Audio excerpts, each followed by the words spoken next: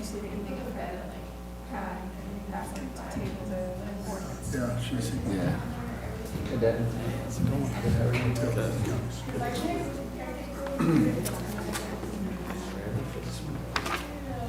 Yeah, hopefully she works. Is it on this agenda? What's that? 10:15? Okay. Oh. Oh, yeah. Okay, thanks. Okay.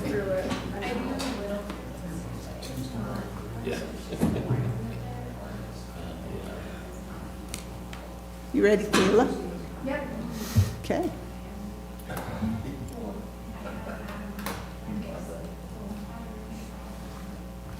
Okay, we'd like to welcome everyone to commission meeting today, and those that are online, we'd like to welcome you. First of all, we will start out with Commissioner Wright saying prayer, and then I'll lead us in the Pledge of Allegiance. Our dear, kind, gracious Father in heaven, humbly we bow before thee this day.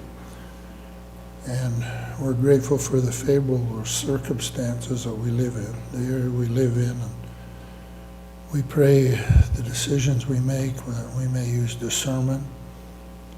We pray that we may consider the needs and to help our citizens in this county. We're grateful for the wonderful place we live in and the protections that we have. Help us as we make decisions, protect our freedoms, our ability to work, our ability to raise families, and our ability to prosper. We're grateful for all those things. We pray for those of this country and the state and the world, that the many disruptions may be resolved. That way we may be able to learn to live together and do those things that are correct. We're grateful for those in our county, the elected officials and employees who serve, and we would ask that thou would watch over them and their families, that we may be able to work together and go forward in accomplishing those goals that we have. We're grateful for all blessings, and we recognize that those things come from the Lord. Maybe always be diligent in understanding our role as commissioners and as elected officials. Be with us this day. We're grateful for those who've attended with us, that we may hear and be able to listen to their comments. And we ask these favors and blessings in the name of thy beloved Son, Jesus Christ. Amen.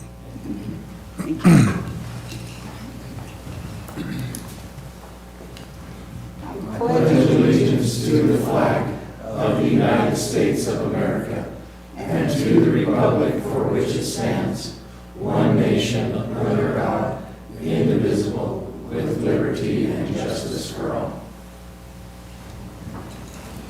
Okay, need to excuse Attorney Finlinson today. We have Attorney Peterson here taking his place, so we welcome him.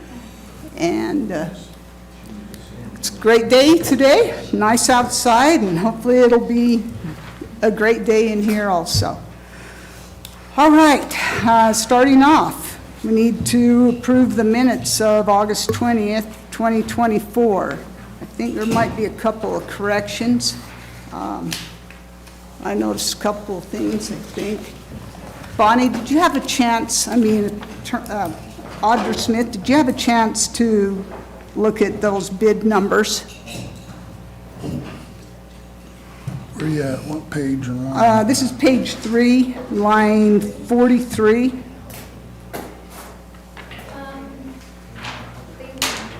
first glance, they look okay. Okay, This is the first time I've looked at them. okay. All right, I did notice something else. And somebody else may have noticed something too. Let me get to it. Fine. Okay, we're on page 8. Line 221.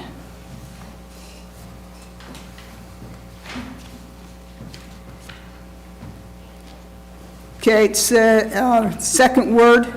It says Richardson. It should probably be either Richard Jacobson or just Jacobson. Yeah, you probably saw that after you sent it out.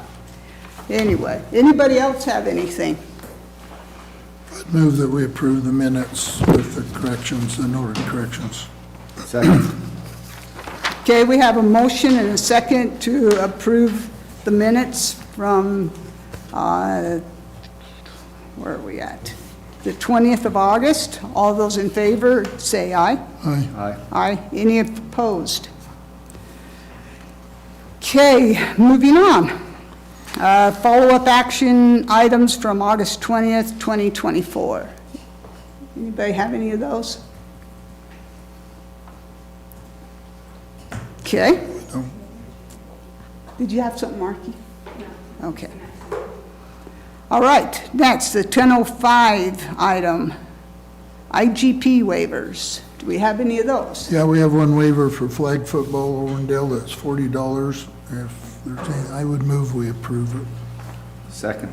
the adoption. Okay, we have a motion and a second to approve the IGP waiver for $40. All of those in favor, say aye. Aye. Aye. Any opposed? You just give that to Commissioner Johnson, please. Okay. Okay, next, awarding of the sealed bid proposals for commercial valuation services. Okay. Should we do the financial review first? Yeah, that's what's on the agenda. Is it not on yours? Should be. It's on this one. Oh, Well, I you had got- the one I printed off. You got the old one, that's what I Yeah. got. There's a new one. Okay, There's a new one since I printed out the old one. all right, I will look at the new agenda. So That let's, happens often. Kayla sends one out the last minute. monthly That's all right. financial review. Last one was, has it for approval, so it's, Yeah, I printed off the wrong one. I did too. Okay, monthly financial review, we can do that, that's a good thing. Bill, we're gonna have to keep each other on our toes, getting the right one I printed. do that all the time. I get a different one. I print one out Friday morning and then when I get here Tuesday, it's different. All right, Okay, so on August 26th, Commissioner Lyman, Auditor Smith, and I met. We went over the financials. We balanced and everything. As far as treasurer, this is a slow time of year for property tax, but it'll be picking up soon. Anyway, so I just have this for you guys to sign. All of them were emailed to you. Did you guys have any questions for my office? Okay.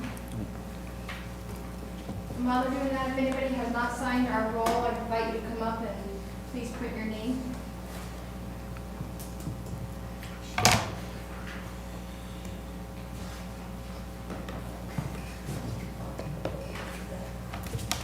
thank you. And going forward, if the commission will mark your calendars, the budget hearing for the public has to be at night, and so has to be noticed on the treasurer's billings for property tax, so that date is December 3rd at 6 p.m. Okay, December 3rd? December 3rd, yeah. It's always the first Tuesday, December 3rd at 6 p.m.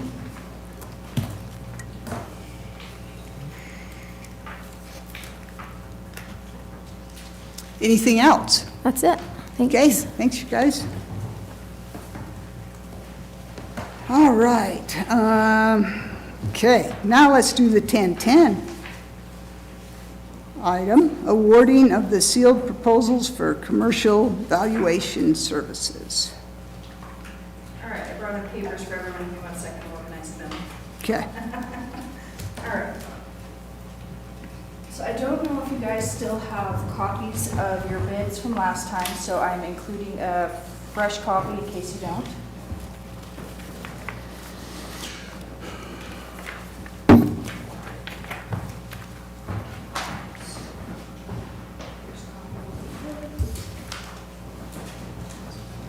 thank you.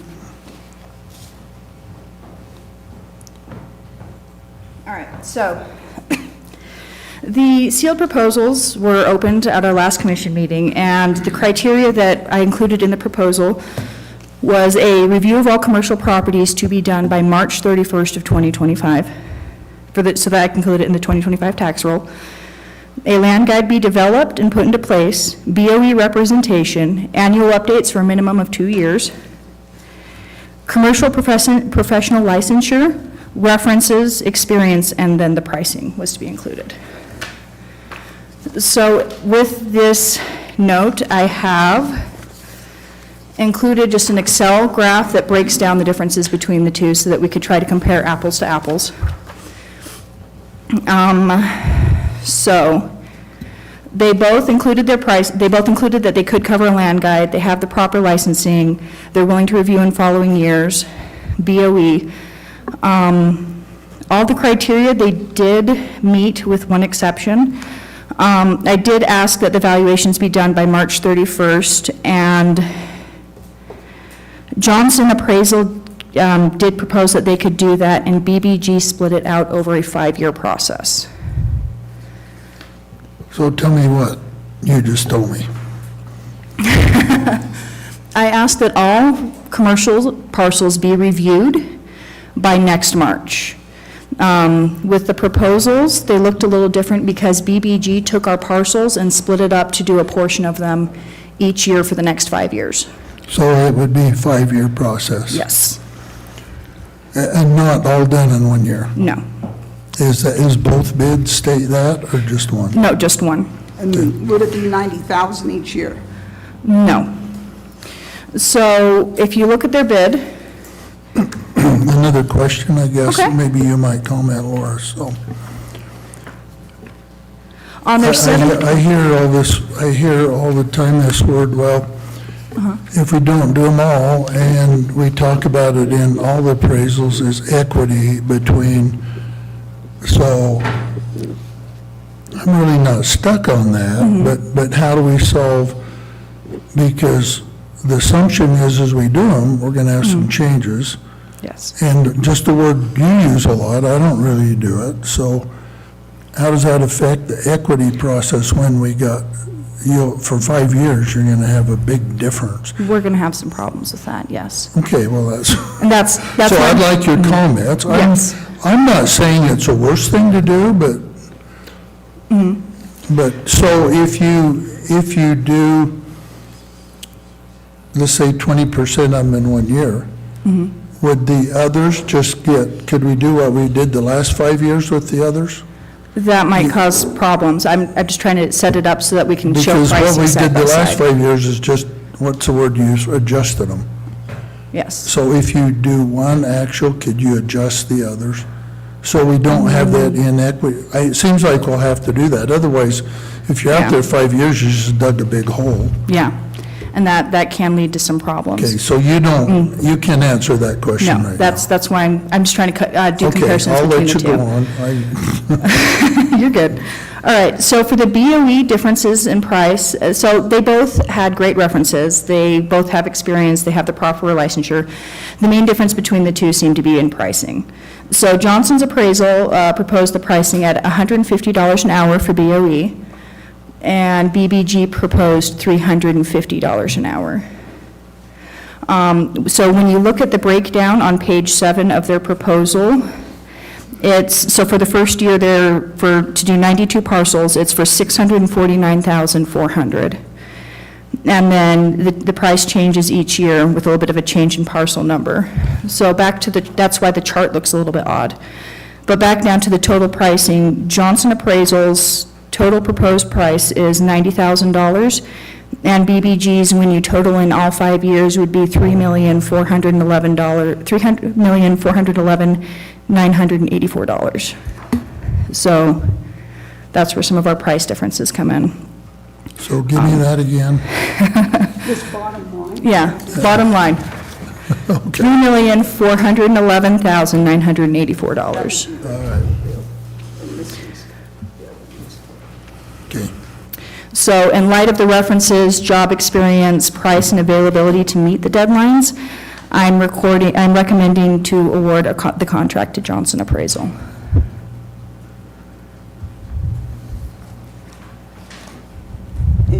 discussion?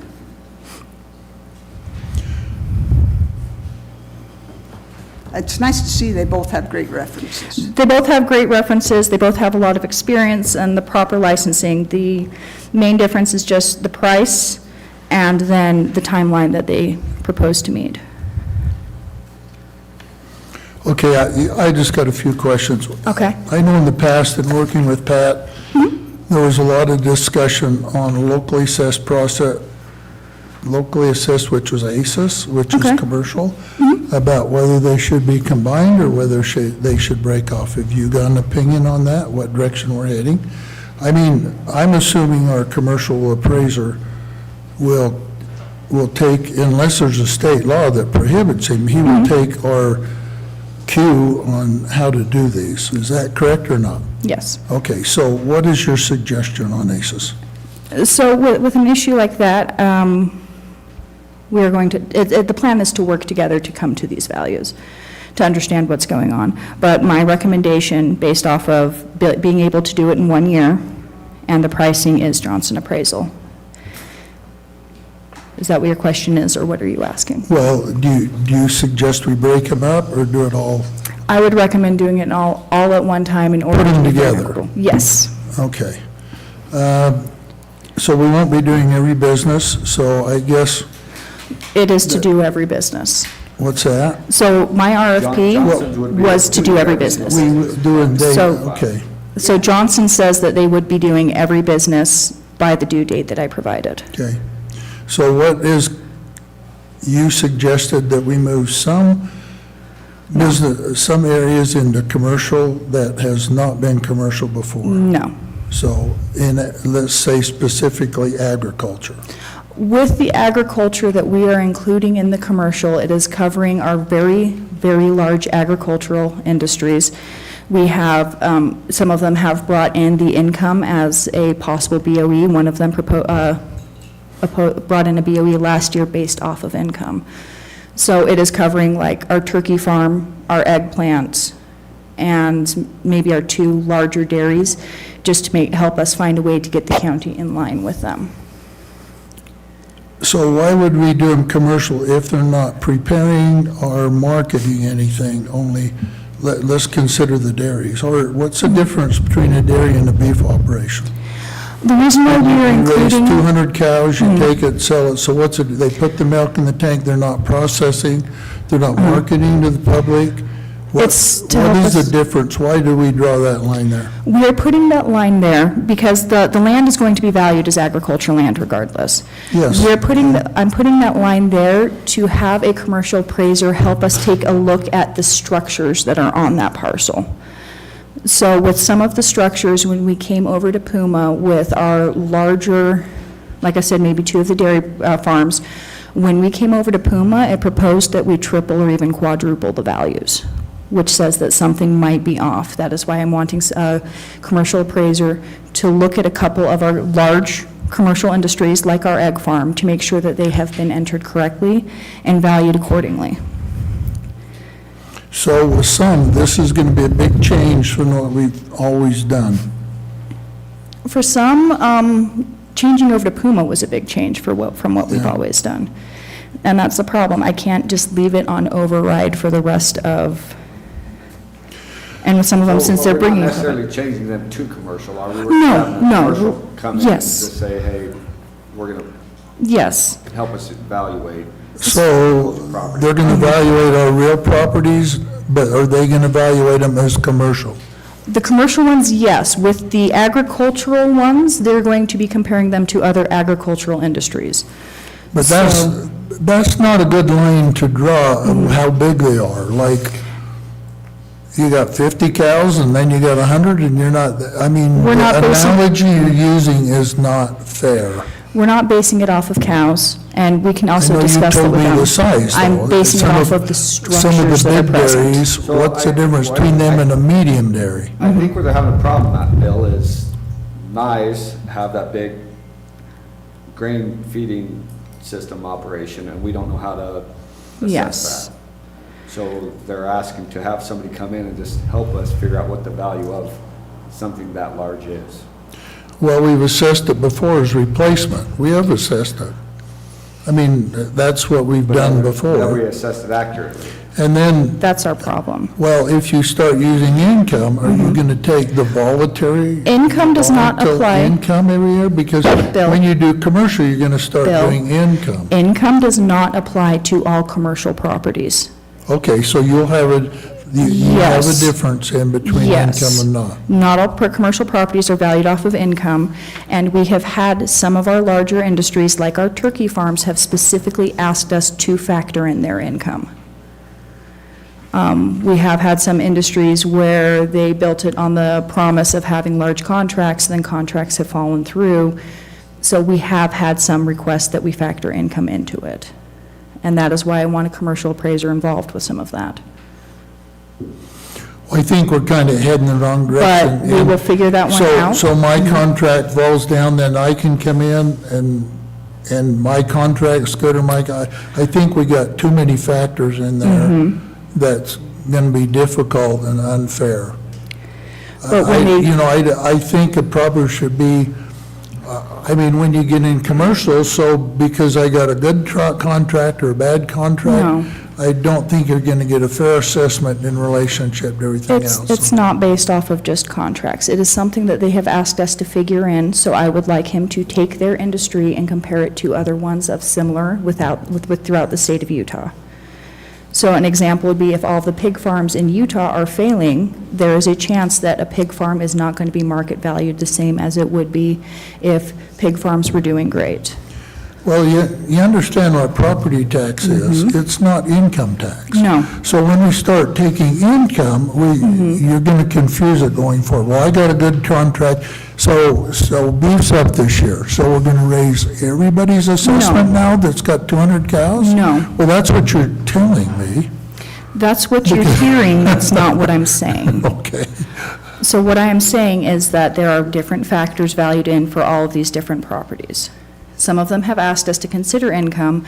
Since I'm not a commercial appraiser, I don't know what is factored into the valuation of, say, a turkey farm or a pig farm. So it's going to be up to the taxpayer to determine the methodology? No, it is up to a appraiser who has experience in valuing those things to help us come up with the But value you for said the it. turkey farm The turkey farm has asked that to be. requested they want, so. Yes. So anybody can request it then, so it's going to be up to the taxpayer to determine what methodology you use? The turkey farm has That's what asked. you said about No. turkey farms. The turkey farm has asked us to factor that in. Okay, and so I when you do it, then Bill, why can you let can't me someone finish, else? please? Yes. Okay, the turkey farm asked us to figure that in. So I would like to talk to someone who might have experience with commercial, with turkey farms, to help us take a look at how other turkey farms are faring so that we can come off of a market value from there. We haven't had turkey farms sell in Millard County, so adjusting it off of the market is a little bit more difficult. So someone who has experience with turkey farms or with some of the larger agricultural industries might have seen one that has sold and help us figure out a way to fairly and accurately evaluate them. So all I'm saying, if you use that evaluation there, then if someone else requests, you use it someplace else. Maybe it's dairy, maybe it's beef, maybe it's chickens, so But we're if not- they have a bad year, then why would you do it for turkeys and not do it for everybody else? I'm not saying we're going to. I'm saying they have asked us to, so I would like a commercial appraiser help us value it off of market sales from throughout the state. They want us to factor in income. I would like to see how other turkey farms or how other pig farms or whatever else it is are selling so that we can come up through an evaluation that way. Okay, Okay? yeah.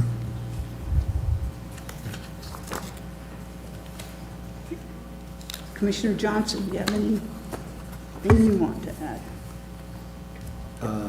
No, Okay, I make a motion we approve Johnson appraisal for our commercial appraising. I second it. okay, we have a motion and a second to approve the Johnson appraisal bid and accept their bid. All of those in favor, say aye. Aye. Aye. Any opposed? Okay, thank you. Thank you. All right, next one. 10:15 agenda item. Oh, we're moving that to September 17th. Okay. 10:20 agenda item, discussion and possible approval on a partial remodel and upgrade of the Garrison House. Okay, where did I put my phone? Brandon Wingett sent me an email. I don't know if anybody else got this on how much it possibly would cost. Get to the right email here. I got this on the way over, so I didn't have time to print it out. But he said that they'd already turned in some items to this auditor's office. Anyway, some of the things he mentioned are Whirlpool fridge, $449, Whirlpool dishwasher for $575, Whirlpool microwave, $349, Whirlpool washer and dryer, $1,550, 2 swamp coolers for $2,000, 2,000 square feet of flooring at $3 a square foot would be $6,000. Exterior paint and someone that will do, they need to hire someone to do that. He said that all the rest of this stuff they can actually handle, but they don't really have experience with exterior painting. Then also we'll have to get somebody to do a shower insert, possibly, or they might be able to do that one themselves. Anyway, shower insert is $1,500, toilet $200, excuse me, faucets for 2 bathrooms and a kitchen sink, $1,000. Anyway, he said that all adds up to approximately $14,123, but doesn't include the invoices that have already been sent to the auditor's office. It doesn't include? Does not. And he said other things may come up that they need to fix or replace, but this is what they're aware of so far. I guess they were trying to fix something, and the floor was so rotted that they actually fell through the floor when they were. Well, there's a house out there was lived in several years ago and hasn't been done recently. Yeah, and I guess it's leaked Also, water. that house, the well is at the house that we just did, and I got some more info. I don't know whether you want to do it now, the well, or another business. Whether you want to include that in it, it'll come from a different fund, but I don't know. That's the same house that needs to be pumped that we're talking about. Yes. For the well. Auditor Smith just left, or we'd ask her that question. So I don't know whether you want me to, I got some news on the house. The pump is the same one, though, that we've did a couple weeks ago. Do you want me to do it now so we know? Let's ask Auditor Smith what she Okay. thinks. It's the same one that we approved, but there's a little, well, go ahead, Bonnie, and then. So how's the best way to handle this? So, with our resolution after the road barn, this is maybe a gray area with the appliances, but the remodel, and as he's already stated, that once he got in there, there was additional work. But I think that the advice from the attorney and previously and the auditor and whatnot is, so this resolution is to prevent that from ever happening again and just be transparent with the total process, right? And what the intent is, and you've brought up a couple of times what to do with this structure, and even to put it on surplus property and keep it on. So, this is kind of a follow-up to that you've decided to keep it, and they're fixing it up, and what the total cost is going to be, and then for the board to have control over that as a board, not just an individual commissioner. That's kind of what the intent was of that resolution, right? So, and then he didn't include this cost, so we've just been holding them until. There was one, and it even had gloves on it. It was just kind of, like a piece of plumbing, like a shower head on it. But, it was so miscellaneous, not all of it was, for the house, it appeared, but maybe it could have been, I don't know. It was, I think, it was $1,000-ish around that figure. This one's $250. to add to that figure, and then this one's all Roper lumber, and it's about $1,200, so. And then you had a question? Was it, Well, or someone? Yeah, I don't know whether you want to go with the well now, but how much was the total then? 14,100 or what she had plus. 14,100. 12 and Plus what 250. they. So what did we do? Are we going to charge rent? Is that what Yes, we're going to we do? are going to charge Okay, rent. so, So I would just make a comment. Pat wanted to make sure it was clear. In that policy as well that was adopted, it does require plans and specs to be submitted prior to commission approval. So I don't know if that list, I mean, it doesn't have to be architectural plans per se, but if the list is just basically a list of items to be bought and money to be spent, I don't know if you would consider that enough of a spec plan to say, okay, well, are they going to redo the floor? Are they going to paint the walls? But that's things that you'd want to know and have specs for before you make the approval pursuant to our policy. so it seems like some of this would fit and some wouldn't, like to buy the plans.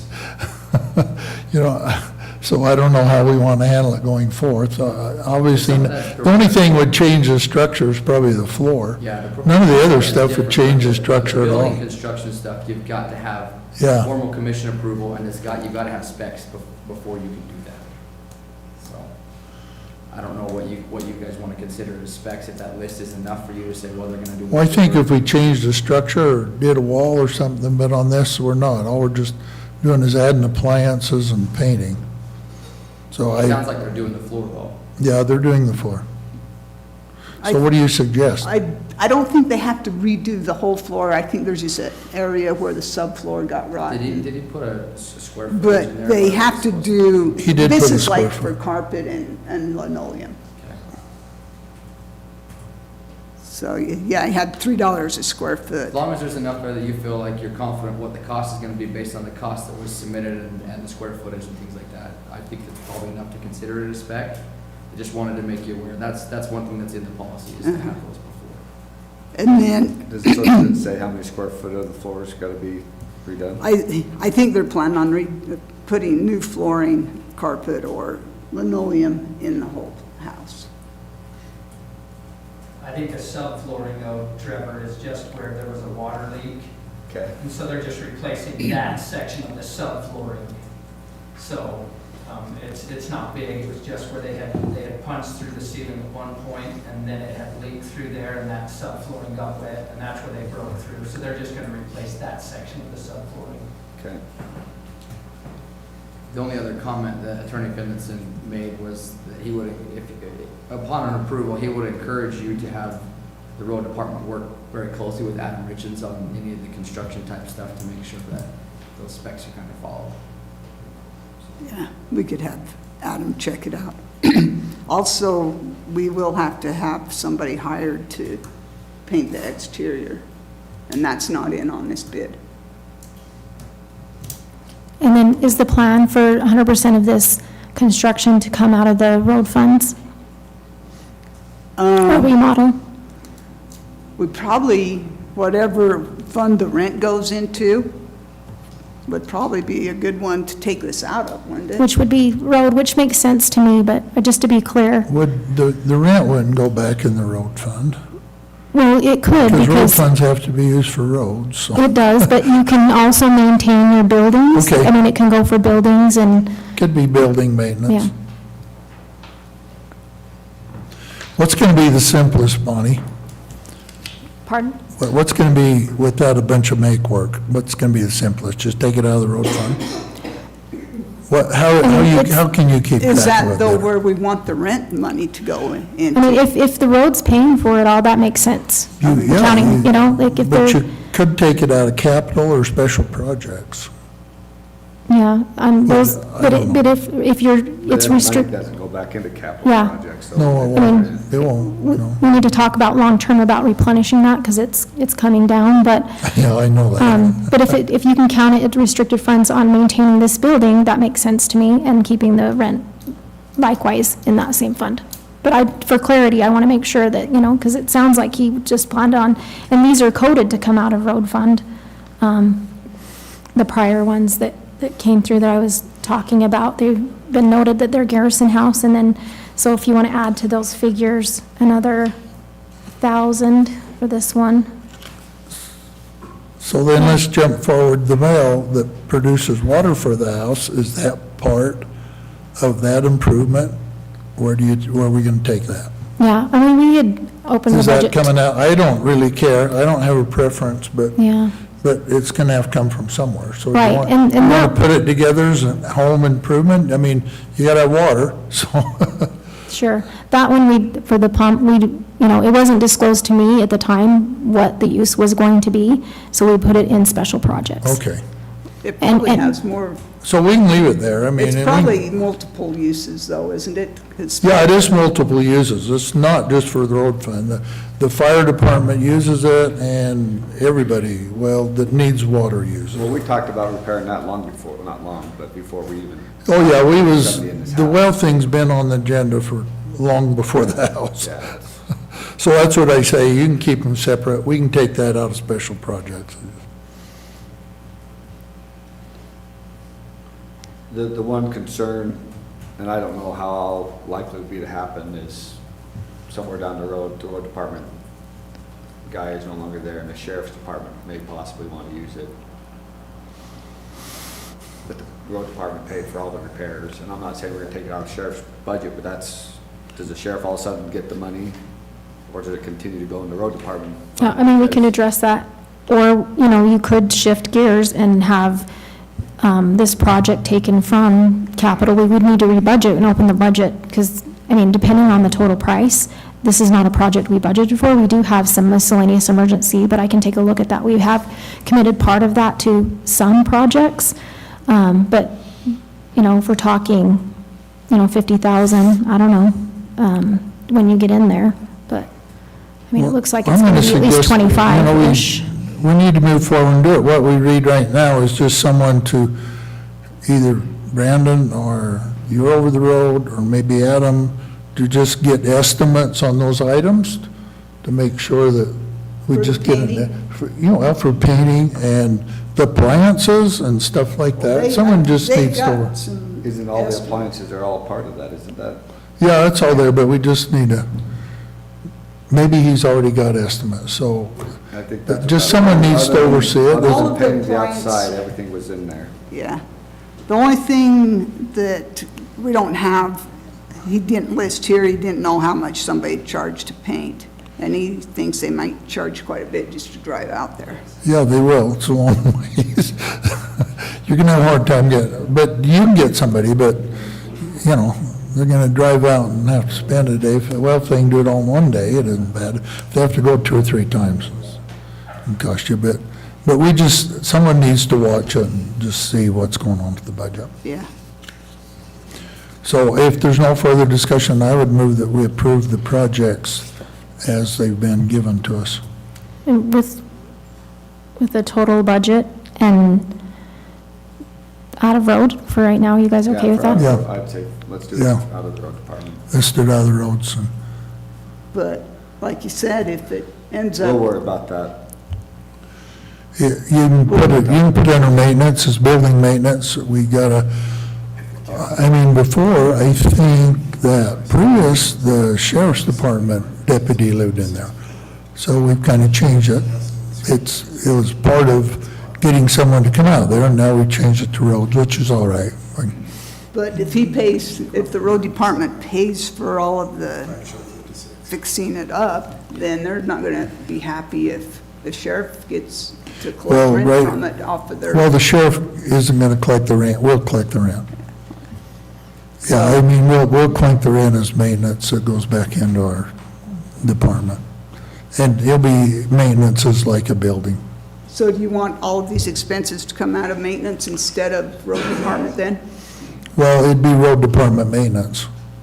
It's not a regular maintenance, it'd be road department maintenance. Because they have maintenance for buildings in the road Yes. department. Yes, I would suggest they do But that. then, if that person moves out and the sheriff's deputy moves in, the road Well- department maintenance paid for all of the repairs. I know, but I think we'll cross that bridge when we get there. I don't think we can say that. I mean, We're fixing it up for the road department right We're now. fixing it up for the That's- road We're fixing it department, up yeah. solely up for the road department at this point in time. Yeah. So that's where we don't know what might happen to it for sure, but we can change the direction we go if, in the future, I mean, you know. But we're fixing it for the road department. Employee of the road department's gonna be living in it. Let's put it in the road department budget. And are they responsible for making sure the rent gets paid each month? Yeah, we can get a contract going, and we want to make sure that it's in compliance with IRS standards for, it's an employee, right? So an appropriate amount for that, so that it's not a benefit taxable item, and a legal contract as well, so. Okay. I second, Bill. Okay, we have a motion and a second. Do you want to talk about total cost real quick? I mean, based on what we have and what you've told me is 25, not including the well. Yeah, acceptable? don't include the well in it. And we do. Yeah, we'll put the well in special projects. Okay. Because it's not exactly, we have to have the well for the house, but it's not part of the house. The paint is not Oh, included. yeah, so the paint, so even the 14 plus the one, and, How much I do don't you know. have so far in yours? So I got she's had the 14, 1, 2, 3, and then I've got an invoice for 1,000, 1,200, and 250. And then I have no idea how much somebody's going to charge to go out there and paint. Adam, how much is it gonna cost to get that house painted? Is it the whole interior or the exterior? or what? The I don't know what- exterior, The exterior, yes. you're gonna get a range from probably, and this is a shot in the dark, but you might find something to do as cheap as 1,000, which wouldn't be like, it'd be crazy to turn that down if you see it. But I wouldn't be surprised if it's a couple thousand to go. So it's not gonna be prohibitive, a couple I $1,000. don't know the level of prep work required, if someone's just gonna go down with a 5-gallon bucket and roll it, that's a day project. Has it apparently it's got wood siding on it, correct? The exterior, I don't think it's. Probably does. It's compressed wood. Compressed, yeah, it's And got that. There's probably a fair amount of prep and priming. Oh, yeah. Yeah, And so I'd expect at least several $1,000s, but I don't know that, I think it'd be 1,000 just for primer and paint. it could run that. depending, they can probably, just the exterior, they can probably do it pretty quick. I mean, I don't think it's gonna be, Contractor who's gonna go down and do it properly. it's sure different than if you did interior. Interior's a lot more taping. I think between painting and maybe some other expenses, we should at least put 5,000 more on. Okay, So 25, Yeah. You're saying 25? yeah, which is based on the discussion. Okay. You two good with that? yeah. I'll amend my motion to put that on. Okay, we have a motion and a second to approve $25,000 towards fixing up the house out by Garrison. That's probably what it cost to build it 20 years ago. Times have changed. Times have changed. Anyway, all of those in favor say aye. Aye. Aye. Any opposed? Okay. Next, 1025 agenda item. Discussion and possible approval of resolution 24-09-03, a resolution of the Millard County Commission authorizing the filing of cross appeals filed by taxpayers subject to central assessment. I would move that, Monty, I would move we go on the next item of business. This is in a response to a tax appeal we got. I talked to Tom a couple of times. I don't have enough information So move to it know to next. how to get forward. So I suggest we put this on the next agenda, move to the next item and put this on the next agenda. Okay. We need to get a little more background Okay. before what a cross appeal means, and if we want to handle it with a cross appeal, or there's some other ways, so. And we give it to Tom, and he hasn't responded yet with the questions we've asked Yeah. him. I'm Tom guessing Peters. we will want to cross appeal, but we may as well wait for him to tell Well, we us. might not. If we can handle it another way, that's what we don't, I don't know yet, so. Okay, let's move on to the 10:30 agenda item. Discussion on parcel boundaries in Kanosh with Bart Watcott. While the time goes out, I see a few new faces. If you haven't signed the roll, I'd ask you to come forward and print your name on the roll that we have up here. Thank you.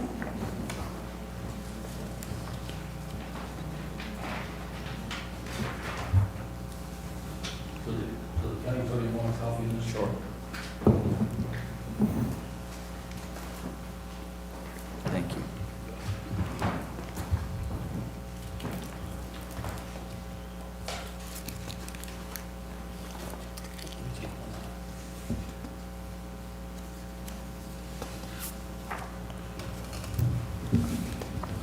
So this has been going for quite a while. Myself, Stan Coyle, seated behind me, and I also have a representative from Kanosh Town Council, okay, Whitaker, okay, right behind me. So this is kind of a summary sheet, this first sheet here, a little bit of history. The property known as 250 East between 100 South and 300 South.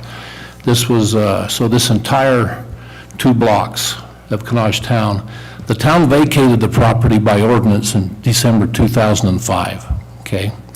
At that point, there should have been some other legwork done by the town, but it wasn't as far as, transferring the deed of this vacated property to the individuals that are affected. The town never completed this step, okay? 18 years after the Kanosh Town ordinance to vacate Millard County, gave property description to the vacated area, and in turn, the Millard County Assessor's Office sent out the notice for the first time in 2023 to start taxing the individuals on that vacated property. You know, bless the county's heart for wanting to tax us, which is what they do. That's what, for doing their job, that's what they did. So there's no complaint there, other than the attached property, and you can kind of see the individuals on the 2 blocks. The first one is Kay Grubob, Brandon Bartholomew, Stan Coyle, and Dean Perkins. They involve the property on the first block. The second block is Kyle Stott, Robert Walker, myself, Bart Watcott, Clinton Penny, and Burke Fulmer. Now, if you look over real quick, on that first page, you'll see a survey marker, okay? That's kind of where maybe the issue might be. We're wondering if the survey marker is correct on the measurements that we have. Me and Stan done some rough just with a measuring tape, out measuring from this survey marker to our fence line, which should be, which is the property boundary, okay? If you flip over on page 2, you're going to see a little red dot in the lower right-hand corner. Okay, everybody sees that there? Okay, that is the very southeast block of Kanosh Town. Then you go for just those 2 blocks going north. That's the affected property that we're concerned with especially, all righty? The property description on these parcels show a width of 45 feet to each owner. That's half of the 90 feet. The issue is, it's saying that there should be a 90-foot right-of-way in there for a road, okay, for this easement, all righty? In measuring, if you turn over to page 2, that little red dot in the lower right-hand corner, and measuring over to Stan's property, which is the one directly to your left on that, does not come up with half, which would be 45 feet, half of 90. I think it's 56 feet. And so a little bit of a discrepancy on the survey part there. We're not sure where it's being measured from. Stan was telling me he measured his property, lots in Kanosh are 165 by 330. All right, so if that's the case, and Stan's lot measured this, then that little red dot down there does not show the accurate measurement of a 90-foot easement that should go down through there, okay? To continue on with the description here, the survey marker as shown on page 1 is 56 feet from Stan Coyle's east fence line. The proper description to each of the above affected individuals should be only 28 feet if they're splitting the 56 feet, okay, instead of the 45 feet. So there's a discrepancy on the taxing on the property. It does make a difference of $40 a year, but you spread that out and it gets to be a considerable amount. I don't want to pay $40 for something that I don't have ownership for myself. And so that's one of the issues. Another issue is down the road, we are looking at having Corn Creek Irrigation is going to put not a pressurized, but a pipeline system in for irrigating those 2 blocks, because those 2 blocks are the only ones that have water rights, okay? Corn Creek Irrigation water shares, okay? The interior of the town is pressurized with a pond and stuff, so pressurized irrigation on the interior, but the exterior, those 2 blocks, we just have field water. Corn Creek Irrigation down the road is thinking of putting in a pipe that would deliver water to our property, all right? So we just go up, open up a valve when it's our turn and take the water out. But an issue is we're not going to be able to tell a contractor, we're not sure where the property line is, but just dig a trench down through here somewhere. So we need to get an established property line so we can tell a contractor is going to put the pipe in that if you go on this side of the line, then you're going to be well inside the easement that we're looking at having the pipeline put down. If you flip over to page 3, I think page 3 and 4, that gives you an idea on the right side of the page there, the proposed roadway that was going to go down through there, which was abandoned in 2005. The bottom part of this is kind of the crux of why we're here. I myself done some legwork to see how much it was going to cost to have, if we had 2 survey markers put in, we could draw a straight line, we would know. The people I contact from Sunrise, they wanted $5,000 to do this. As a landowner, we don't feel it is our responsibility to pay for what it should have been surveyed, and if this survey marker here on this page here is correct, it doesn't match up with the easements on the county plat maps. And so there's discrepancy back and forth. We would like, our proposal is to have someone, whether it's county or working with the city, to come in and do what should have been done years ago, and that is to establish a north and south markers so we can then draw a straight line between and we will know where the boundary is. And then there needs to be some adjustment on the property ownership for taxing purposes also. And that's one of the reasons why we're here, to ask you as a commission that I don't want to spend the $2,500 out of my own pocket to do what should have been done, 18, maybe 20 years ago, okay? So what happens if somebody comes in with GPS and finds out that that marker is in the wrong spot, and then it means the whole plat for Kanosh Town's off? I know this has some very, we're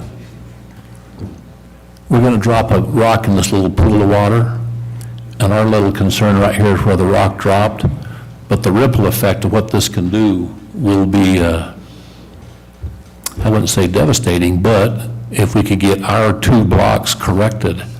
I'm not talking about doing the survey for the whole town. I know when I sat in that position, we talked with Kanosh Town, with the county recorder, that Kanosh Town surveys were a little bit off one way or the other.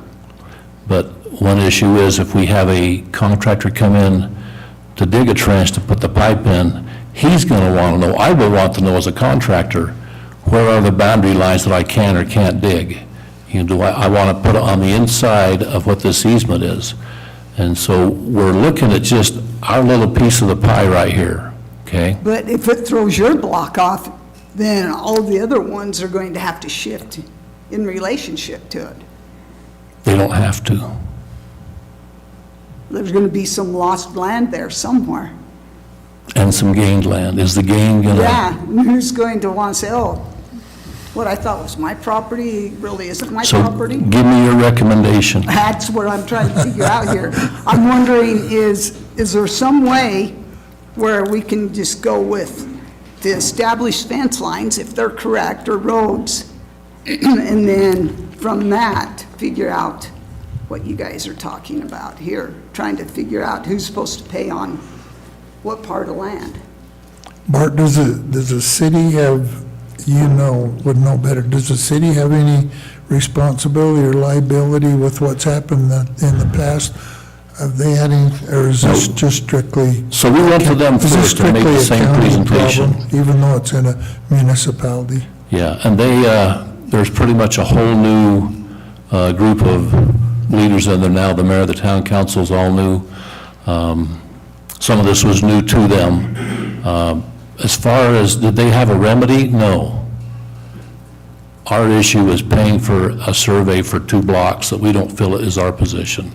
Or financially, I don't want to cough up the $5,000, which would be split between us, but we don't think it's right. I think the recorder would like to say something here. Okay. So all of this stems from an ordinance that was filed by Kanosh Town. And if you look at let me grab you a Kanosh Town map so you can see it.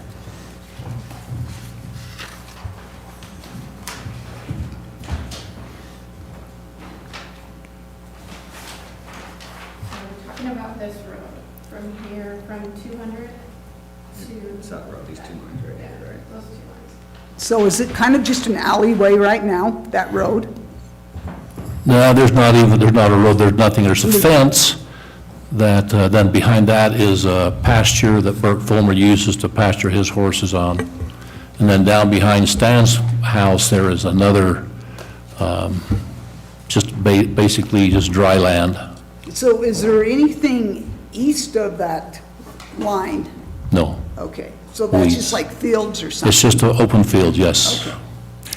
So when they vacated that, the only description they give you is 250 East Street between 200 North and 300 South, platted as a public street on the official records, and then for the town of Kanosh. So the only information that I have to work off of is this other Kanosh Town map, and if you can see on there, there's very minimal information. It doesn't tell you how wide the street is. So the only thing that you can do, and what I did do, is cut that scale off the top of it and use it to measure. And so originally, this wasn't done in 2007, I don't know why, but it was brought to our attention. I think one of the title companies or a realtor brought it to our attention and asked why it wasn't done. So we looked into it, and we determined that there was enough information to vacate the parcels. Vacate the road and create the parcels. And so that's what we did. We used this, measuring it all the way down. And so going off of this map and this ordinance, I have 90 feet all the way down there. And that's all I can work with. I can't go off of a survey because I don't have one. I have the description that Kanosh Town provided with me with the ordinance and the original Kanosh Town survey map. So that's what we did, and that's where we came up with the 90 feet and then split it in half with the 45 feet. So it's 90 feet wide, and since it's going to be vacated, you'd split that in half, and the people on one side would get half of it, and the people on the other side would get Yeah, half. so yeah, and that's what the state code says, is that you split the road in half and it goes half and half to each side. And so with the information that I have 90 feet all the way down there with the description they gave us and the Kanosh Town map that we have. That's all I have to go off of. I can't go beyond that unless it's provided to me, and I don't have a survey provided to me. So the survey marker that's there then, are you aware of where that's at? And just some rough measurements, like me and Stan did, they're not 45 feet So if the from that survey. I don't know what survey marker you're talking about, but the survey marker would have to show me the distance from this survey marker to the block line. That, and I don't believe they do. I believe they just show you where that's at, and they don't give you a reference to the block line, which doesn't help me. I don't have anything on record that would show me that that's where that is in reference to that, and So show me that 56. how do we resolve this then, so we know the distances? I mean, it would have been nice to have a better legal description on the original ordinance, So if the town came through with an amended ordinance, that could help, but I don't know. I mean, it would require a survey to do it. I just don't think that that's the county's responsibility to do that. Okay, do you know if this is a county survey marker? I don't know. I'd have to look it up. It probably is. Yeah, it is. So if this is a county survey marker, then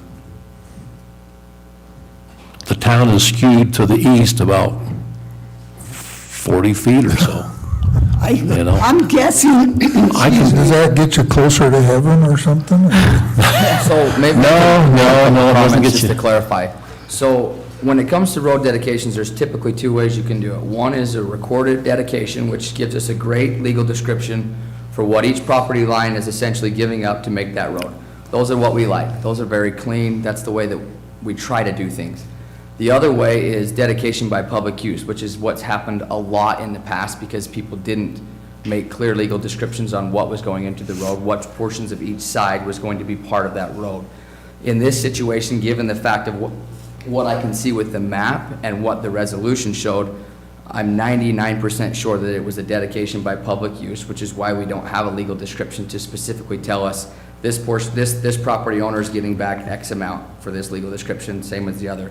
So when that happens, all the county can do is take the information that we have, which is what Sierra has done with that map, and drawn out the legal description that is provided. If there is a discrepancy, and I'm not saying there's not a discrepancy, but if there is a discrepancy, it is the duty and the rights of the landowners to establish what their own parcels are. When we vacate, or it wasn't us, right? When the town of Kanosh vacates a road, what happens is an automatic reversion, meaning whatever was taken from the landowner to create that road automatically reverts back to that landowner. It's not up to Kanosh without a legal description prior to establish what that is. And it's actually not up to the county either. It's really property owners that need to establish what their boundary lines are. I don't agree, but it might not be right, but it's correct, as far as I'm concerned. It's unfortunate, but. Yeah, I can sympathize 100%, and I agree that that's very difficult to try to, and I wouldn't want to pay for taxes on something that I'm not really having either, which is why if it was me, I would want to get it fixed. It's just hard for us, it's hard for me to tell them that this is the county's problem, I guess is what I'm saying. Okay, well, going off this survey hub, which you said is a county survey hub, It's a marker, yeah, It's a but it doesn't marker. help you, I mean, it helps you, but it doesn't. It doesn't help your situation without an actual survey. It just tells you where that marker is, but it doesn't tell you the location of that according to the block. So it doesn't help in this situation because I still have nothing to show me where that marker is in reference. okay. And the other reason why really this obligation is usually put on the landowner is exactly what you were talking about before. When you start doing this, you don't know how many landowners are going to be affected. And it's not the county or the city that's gonna have to pay for your survey and then this guy's survey and then that moved over, so now this guy's survey and then this guy needs to do a survey. And pretty much now you're paying to survey the entire town, right? For private landowners to establish what their land is. And that's why the presumption in the state of Utah is that the landowners, they shoulder that burden to establish the surveys for what their thing is. If it's different than what the county is, right? If you were okay with that, then great, it would be good to give that survey, but obviously you're not. And so Correct. to get that adjusted and fixed, it really falls on the shoulders of the landowner to get a survey established to show us that we're wrong and that this needs to be adjusted, and then in turn, the taxes could be adjusted. Okay. So that's where I say thank you. well, I wish we could help you more. I was just curious, is there like a fence line or anything? Yeah, there is a down fence line. There's a roadway that cuts between those two blocks there. So if you guys don't want part of this land because you don't want to pay taxes on it, why don't you just give it to the farmer? And say, You hey, don't want to pay taxes on it either, but it's probably in green. yeah, his is Greenbelt, so it's no big deal to him. So the roadway right here that comes up, Bert Fulmer's house is up in here. Uh-huh. So this is, that's my property right there. There is just a fence line that cuts Can you down. speak into the mic? Sorry, you still heard Mike. Okay, yeah, there is a fence line that cuts right down through here, through both blocks. Okay, this is the a line that separates the halves of the road, okay? And that's, yeah. So I'm taking from this then that this is gonna be on us. If I were you guys and I didn't want to pay taxes on 30 feet or whatever it is, I'd just say, well, I'll deed that over to the guy that owns the land over there, because he's got green belt, so it's not gonna make any big deal to him, but he's paying It would be the a land. cheaper way to resolve your issue, rather than paying for a survey. And I'm not giving you legal advice, but a boundary line agreement can shift property line to a different place and establish Is an it private agreed upon property across the street, or is it like Forest Yeah, Service or something? yeah, private property, yeah. You may still, however, need a legal description to do that, so it still may. What's that? I said you're going to need a legal description to do that, especially if you're going to do a boundary line agreement, so you may still need a I'm survey getting at it some either point. way then. But Well, I'm afraid if the you- new parcel would, so if the neighbor wants that property, they probably wouldn't mind maybe So shouldering. let me ask you then, so the fence lines have been there, I've been in this house for 47, 48 years, and the fence lines never moved. Does that establish, So again, I can't give you legal advice, but I can tell you generally, there is a legal principle called boundary by acquiescence. And if a marker, like a fence, has been treated as the boundary line for at least 20 years in the state of Utah, then it can be established as the new boundary line. But that usually takes adjudication by a court to put the stamp on it. I mean, because you have two separate things. So all you're talking about with like your fences and all of that plays into your legal title. And then you have your record title. And right now, your record title is not matching your legal title. And so what you're trying to do is make those match. And it just requires documentation to do that, which is unfortunate, but that's what it requires. I have to go off of what I have on record. I don't know all the stuff on the legal side, so that's why it's not matching. Because I have to go off of what I have here, which doesn't match what's on the ground. so if the town you said would come in and redo, I mean, that's one way you can do it. If you could get a better legal description for the whole road vacation, then that would be great. But, I mean, that's just an option. I just had to go off of the legal description that I had, which was very minimal, with very minimal information on the Kanosh Town plat.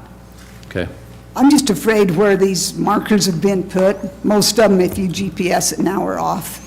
Because back when they put those in, they were doing their best, but they didn't have satellites up there to tell them where they were dragging a exactly. chain, Yeah, dragging a chain with 2 poles on it, yeah, The yeah. majority of the towns are off, just a little bit. okay, Yeah, I've seen where they've surveyed farms recently, and the fence lines are a ways off, and the farmers just seem to say, well, that's what we always thought the property line it was, so that's what we're going to still say it is.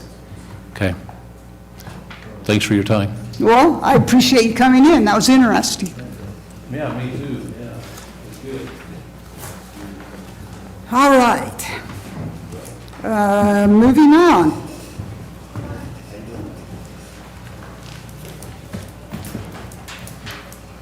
Whoops, make sure I have the correct agenda. Guess I ought to throw this one down here. Okay, next. 1035 agenda item, presentation by the Great Basin Heritage Area Partnership, Kevin Morris.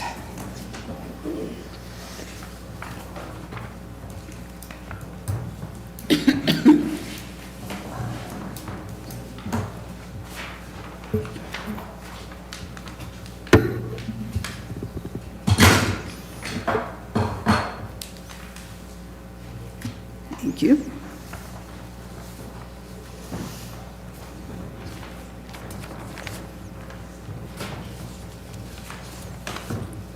So I'm here today representing Brandy Roberts, who couldn't be here as part of the Great Basin Heritage Area. This past year, they've done a study and got the results of what they could maybe do better in the Great Basin area, which covers all of White Pine County and all of Millard County. So those 2 counties are considered part of the Great Basin Heritage Area. Part of that was to get some signage up on all the major roads entering into Millard County. White Pine County has done that.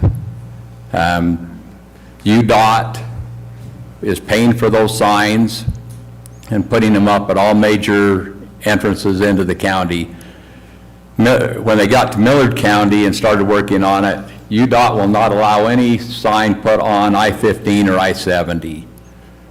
So we can put it on 50 and 6, we can put it on the road between Salina and Scipio where the county line is, we can put it coming off the freeway at Meadow, and probably at Holden, where they would get off the freeway and get on 50 coming over, and then at Lindell coming in.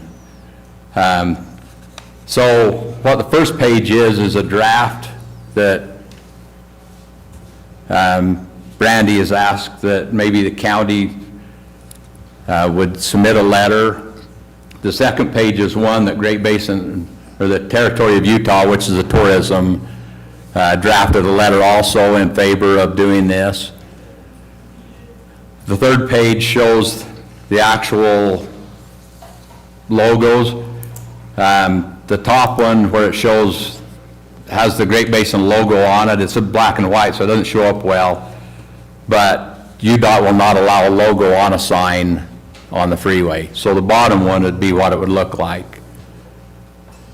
And so what they're just looking for is to see if the commissioners would draft a letter using parts of what she had drafted into there, sign it and send it back to her, and then she will send it on to UDOT to try to get this approved that we can get these in. Kevin, does UDOT determine that or the federal government? I-15 is an interstate, so. UDOT did. They can decide, okay. Yep. Is the reason part of the scenic byway, or is there a different reason they don't want I think it's a different reason. Brandy's been in contact with them, so I don't know all the particulars on what's been said.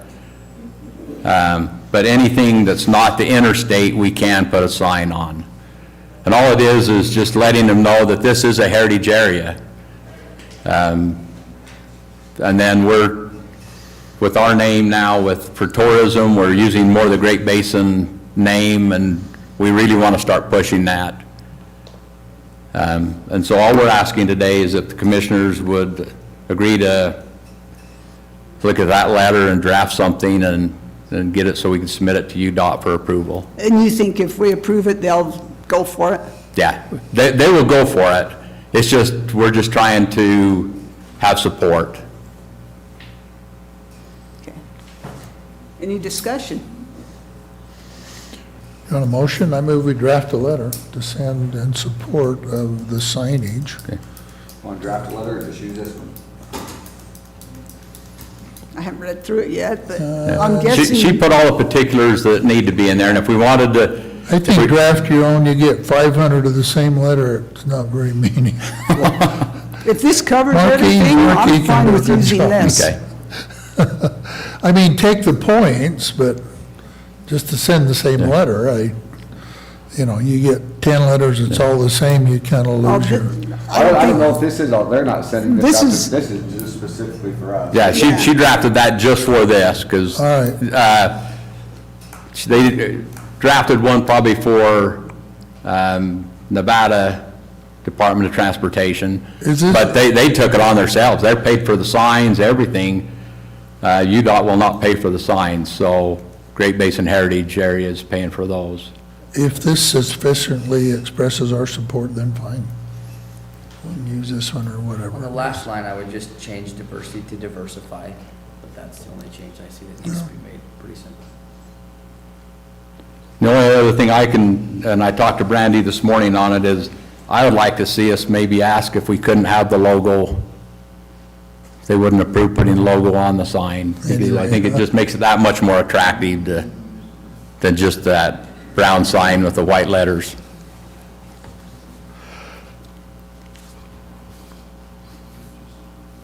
But that's not going to make or break the deal, so. It is a prettier sign. It is. So if we have this typed up and sign it, we just send it back to Brandy, Yeah. and then she'll take care of Yeah, if you get it to everything? me, I can get it on to her, Okay. and then she'll get it on to Need to put on the UDOT. county logo, so. Whatever she can get them to do, I'm good with. Yeah, if we could just get it on county letterhead and Okay. stuff, that'd be great. I'll second. I'd move that we do it. Okay, we got a motion and a second to support this Great Basin National Heritage sign initiation, and we will get a letter typed up and signed and get it to Kevin, and we'll take care of it. Anyway, all those in favor, say aye. Aye. Aye. Any opposed? Thank Okay, you. thank you.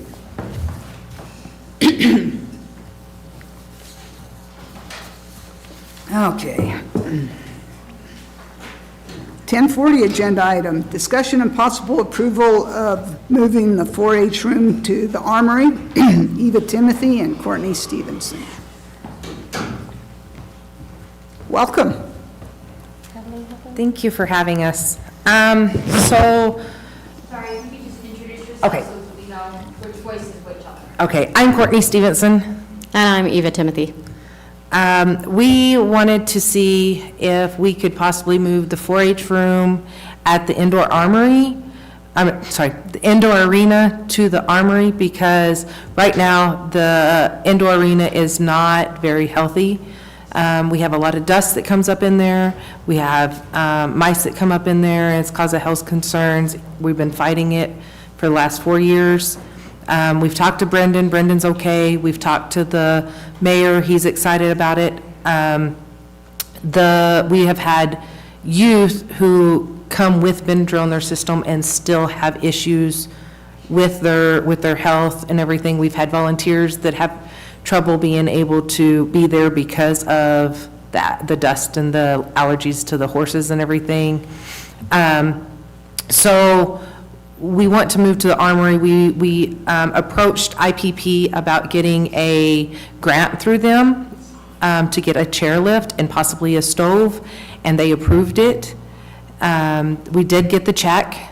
Now we're just waiting to, hopefully, we've got some quotes on a chairlift that will be ADA compliant to be able to put it on the stairs there so that our room could be upstairs where currently the AA room is. Brendan's solution is he'd put AA over to the indoor arena, and we just kind of swap rooms. My ultimate goal is to hopefully write for grants to be able to have an after-school program on the Fillmore side, so. AA is what? I'm sorry? AA is what? Alcohol Anonymous. Okay, that's what I thought. but- Yeah. So they have a room dedicated there. They have a room right now. Okay, It's- so you would take their space? Yes, sir. They Is utilize it that upstairs? space. It is. Yes. I've never really been upstairs. And you're okay with it being moved? As far as I know, Brendan is working with them too. Is there a reason that it can't still be done at the same place? What do you mean? You guys- Us there, You guys or do 4-H and AA at the same time? programming? So it's not just that 4-H uses this room, it's that I also use it. And because I do home and community and family programming, a lot of that happens in the evenings. And AA generally meets in the evenings. And so if AA is in there at the same time that we would need to be in there for community classes, then that conflicts. And also they have their signs and everything up, and then that way they don't have to put them up and take them down and different stuff. That way it's kind of more, they would have like their own room, and then that would open the room open too, that where if, sometimes when he rents out the arena, that they could use that for other options too. It is utilized by other entities. That room is utilized sometimes without prior knowledge to us, but then we have to clean it up. So that has caused problems in the past as well. We also have a lot of technology that we want to be able to lock up because they're expensive, like $1,000, more than $1,000 pieces of equipment that we utilize for education and STEM. So just to be able to secure the room, but also have a healthy location for our youth and our families who are participating in community education programs that Extension offers. Which if we move to the armory, we have computers that we will be able to use for the youth, as well as some of the community members and everything.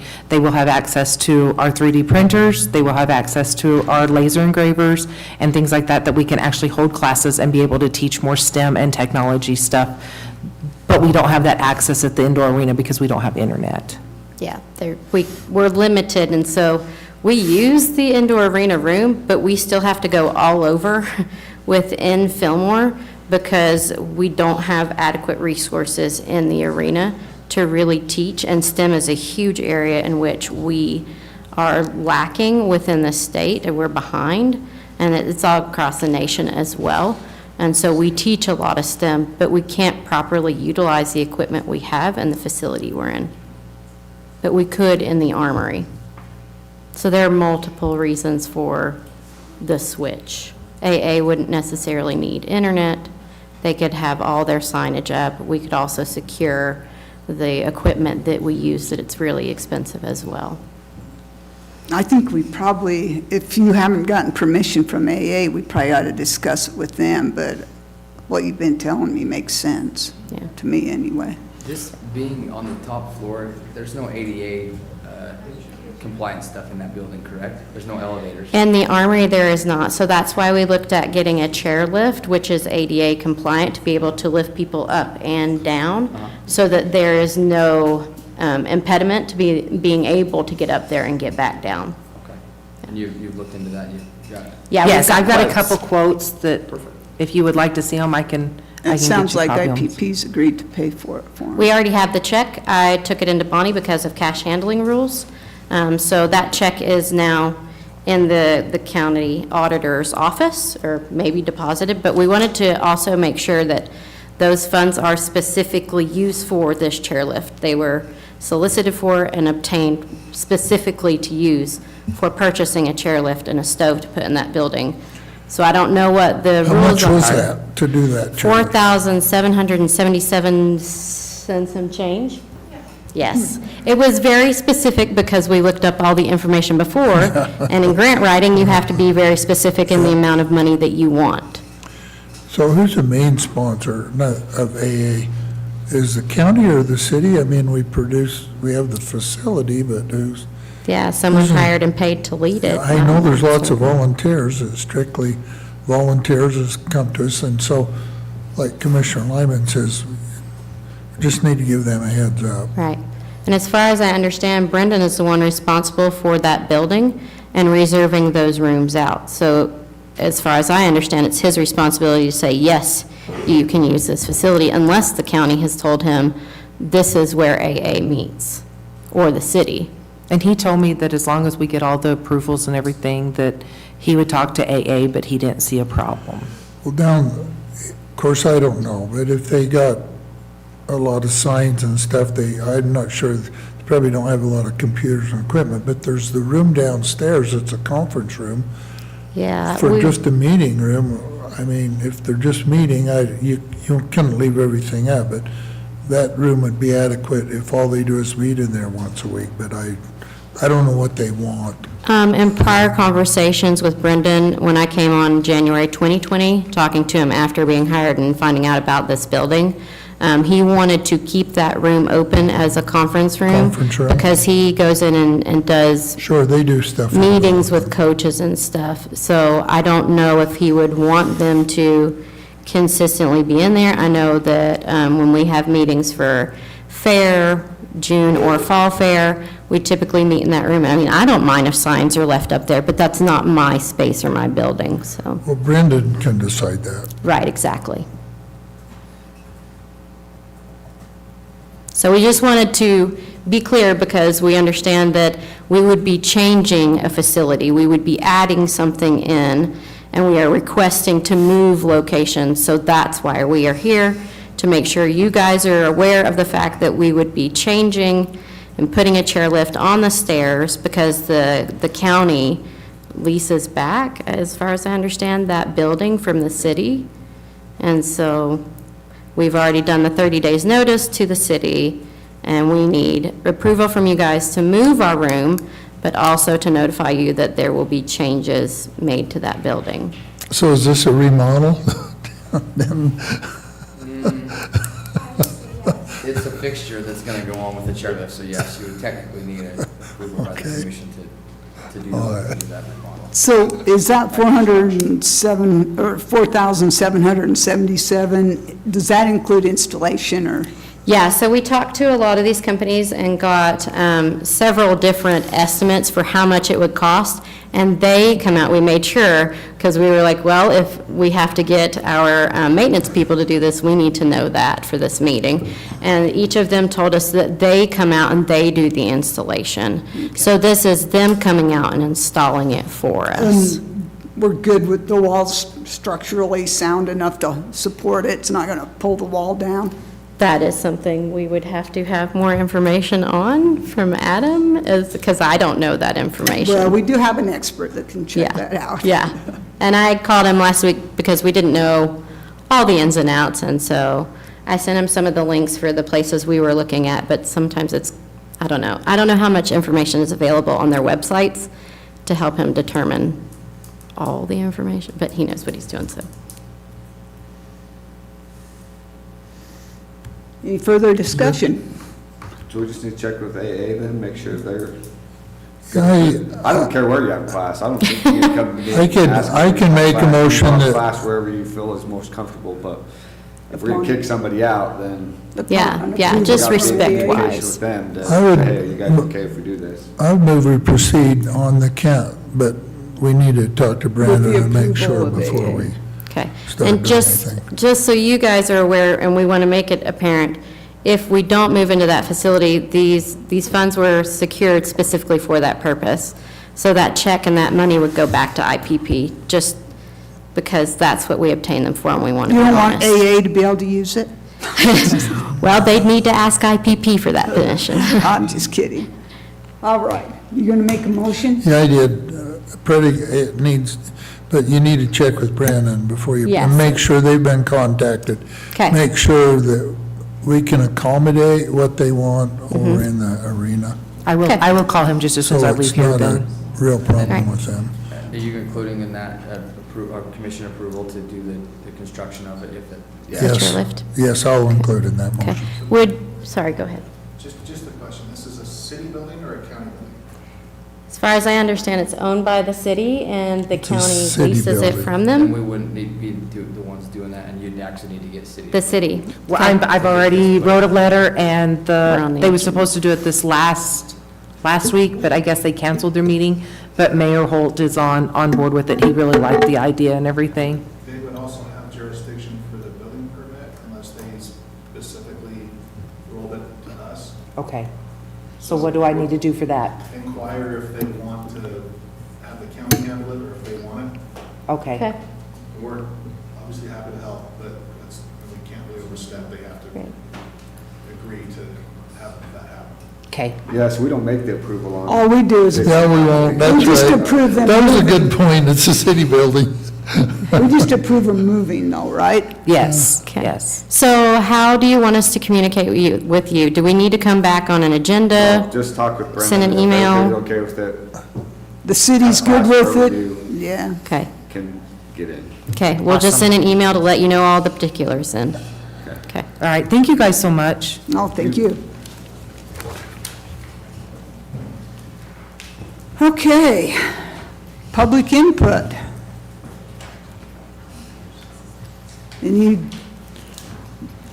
Come on down, Mr. Johnson. It's good to see you. How are you, commissioners and everybody? Pat, congratulations, you've been a great service. I'll let Pat know, thank you. Please. I will. Am I supposed to pass these down? Yeah, I'll be passing on down. If you can state your name, when you get down to the microphone. I will. I'm Abe Johnson with the Friends of the Territorial State House and the Old Capitol Arts and Living History Festival. You have in front of you the agenda and basically all of the information on that. But I wanted to report to you, we're combining the fair. If you'll look at the back of this, you'll see the Millard County Fall Fair on it. Commissioners, I feel like this is progressing well.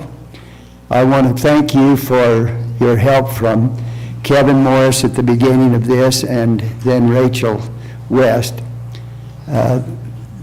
With the culmination of those two, we're making that transition, I think, very well. And I hope we're doing it the way that you folks want it to be done. I think we're progressing. We're having growing pains with it, you know, how to get people from one building to another building, and they kind of seem to go to the food, and that's where they stay. But I think our progression is going well. We're just under 10,000 last year. I think 9,800 was our attendance and that was done with the survey. So that's going to be pretty close to exact where we are. I mean, where it's open like it is, you can't tell for sure exactly how many we do. Well, I went and I didn't fill out a survey. The what? I went and I didn't fill out a survey, so I don't know if you got everybody counted or not. You weren't in that number. I think we tried to get around 20 to 30% on the survey. And then we just went from there with it. On zip codes, something you might find interesting, at one time, last year we had, I think, 98 different zip codes in the survey. And there's, I think, 11 in Millard County. So we've got a lot of zip codes out there. The highest we've ever been was 110. And so that was very interesting there. So, but I just wanted to thank you for what you're doing, what's happening there. Do you have any questions? Is the weather going to be good for you? Beg pardon? Is the weather going to be good? Well, we've got that ordered. I talked to that guy I think we're in a drought again. No wind, No problem, no wind. but we might have some rain, he said, so it might, farmers. As long as it's not real bad and washes you guys out. A little breeze, we need that. Yeah. Vicki, yeah, we do, commissioners, yeah. I'd just like to say one other thing. In the 1980s, the Great Basin Heritage Area was looking at coming in while I was a county commissioner. And we had a little bit of fear of it.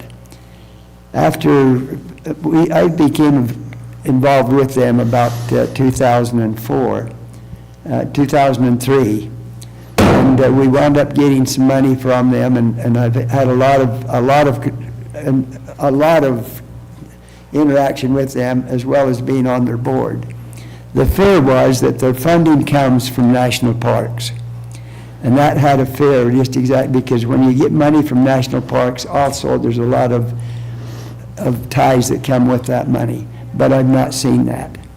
I've not seen that problem with it, commissioners, so I'm glad to see you working with they bring in about $500,000 a year into the Great Basin. So it's a worthy thing.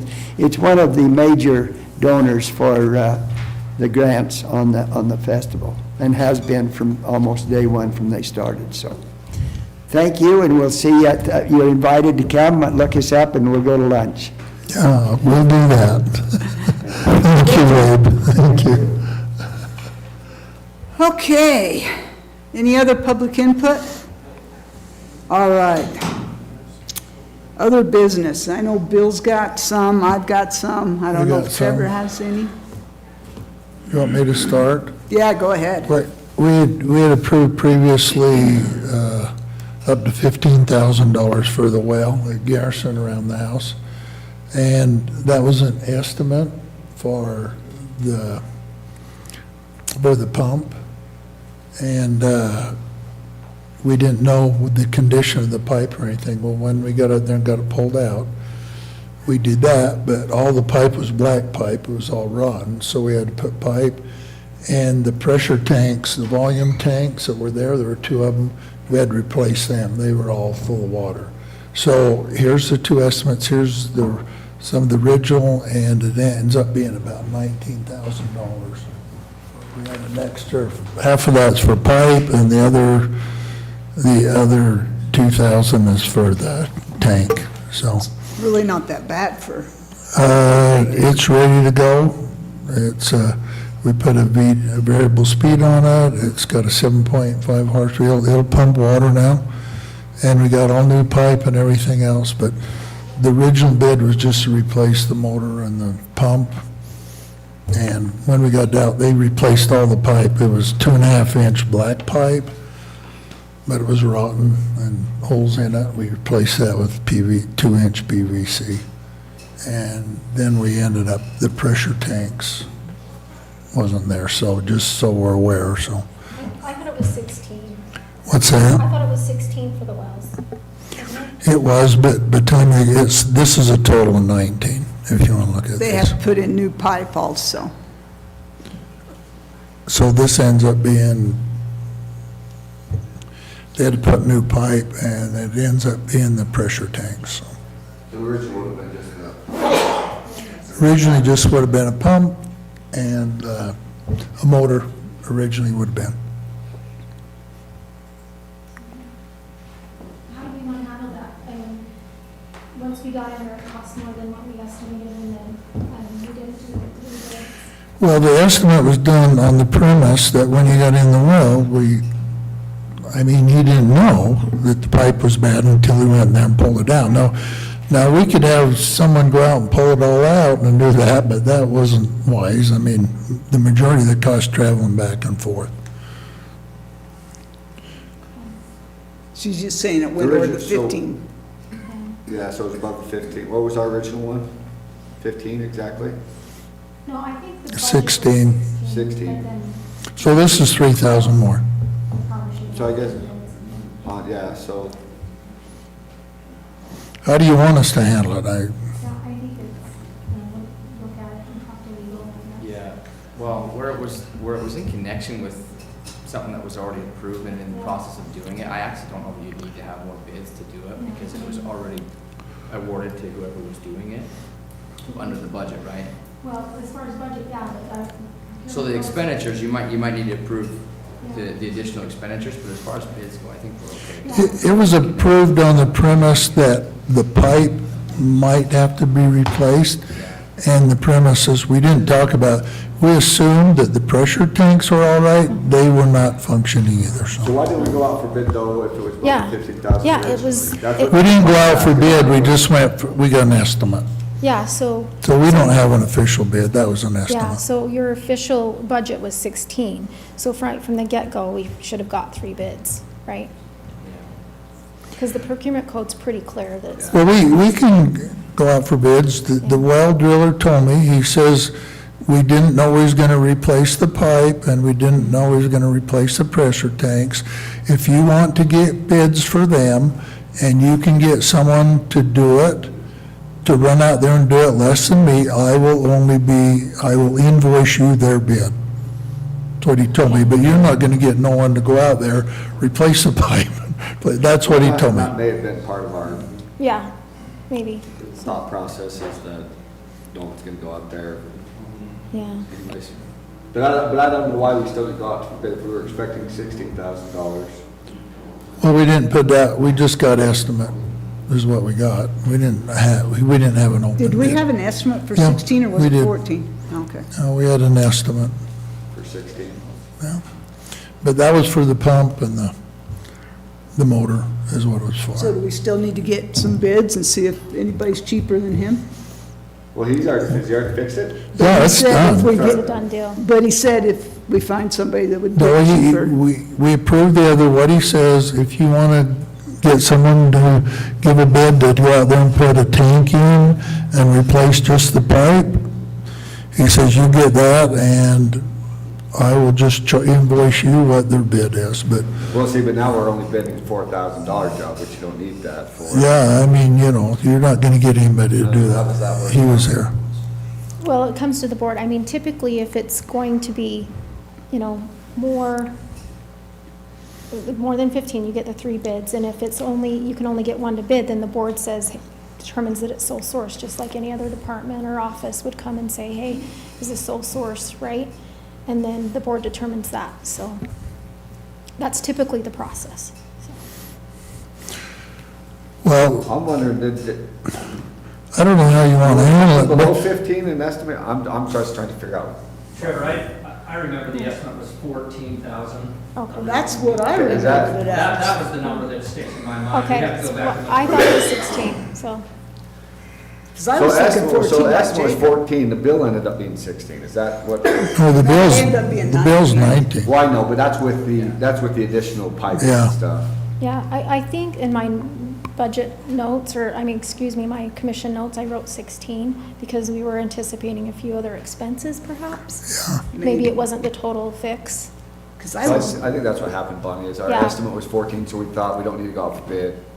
Okay, okay. So then they got in there and And now found it's- more work.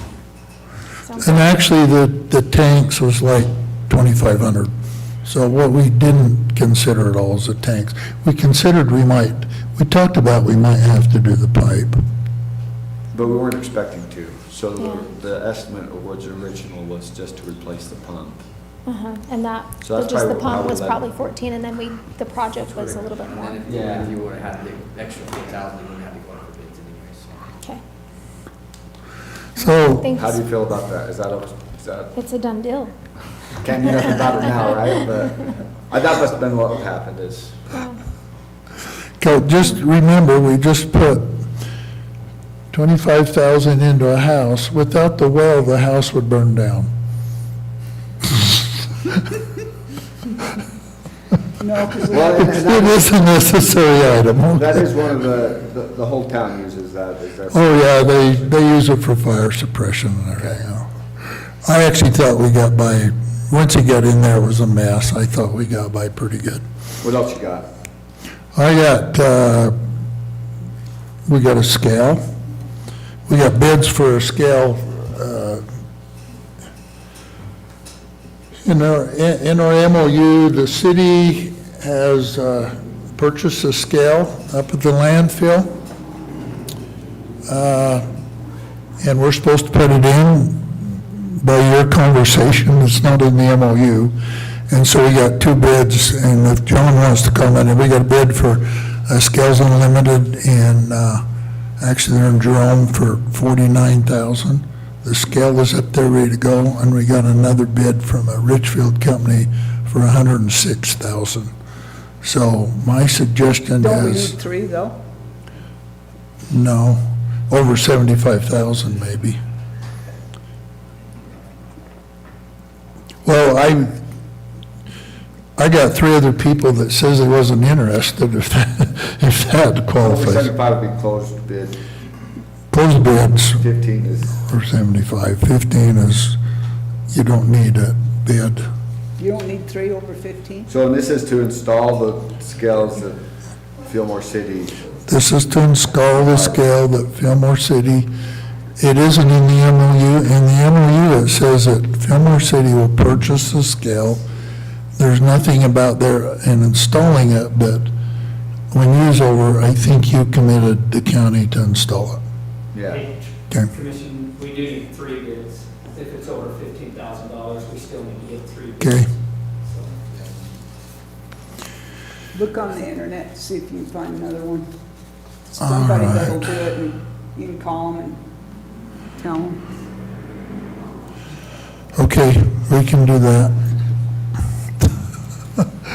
It's just, we got a lot of, no, I won't do it, because I don't have time, so. So if you can't find 3 bids, what happens? Come back to the board. Okay? So I Find just, your bids, just tell them to give you an outrageous number if they're not interested. I need to get an email from them that they don't want to do it or something like that, okay? Is that what you said? I didn't hear you say. I said, you can squeeze a bid out of somebody. If they're not interested, just tell them to put that Okay. in the bid. Also, we're still having trouble with a lot of dumping. These are some flyers that Jake can help me do these. I just want the approval to print some of these and put them in our offices and buildings so that we can just help do some public relations. I guess we can send one to Kayla. I want to Which put, one's this at? I want to put some more signage at the landfills, and that'll probably cost us maybe several $100s to put some signs out in front. We want to print these and put them that, just so we are not getting the message out that what you dump there and what you do not dump there. Is this Hinckley's? What's that? Is this picture Hinckley's? I'm not sure. I think it's the Sutherland one. No, I think it's Sutherland's. Yeah, is it? Freaking Sutherland people, oh my goodness. Do we, as a county, have a place where, like, the metal stuff goes? Do we try to recycle? Yeah, we do, metal? in our At a landfill. landfill, but that's, they're not. Not on the ground in Sutherland. But it doesn't get recycled, though. No, it gets recycled, we haul it all off. Were we This is, having problems with this before the Delta one too? Because Delta's fine now, we don't have an issue at Delta. We just keep up on it. We still have some problems, but we're able to go there every day and keep it cleaned up. Sutherland's a little tougher. out Yeah. there to stay on top of it. We clean it up one day and the next day there's 6, 8 loads. Well, see, I haven't seen anything up in Deltas in My guys have done. 4 or 5 months, so I just didn't know if people were just doing better or what. so I want to print some of these, get them out for 3 or 4 months, and I want to put some new signs. We have signs on the fences. I want to get some that's consistent, put them right in the driveway, so you have to drive around the sign to get in there that says the very same thing. If you got your mattress or your limbs, don't come in here.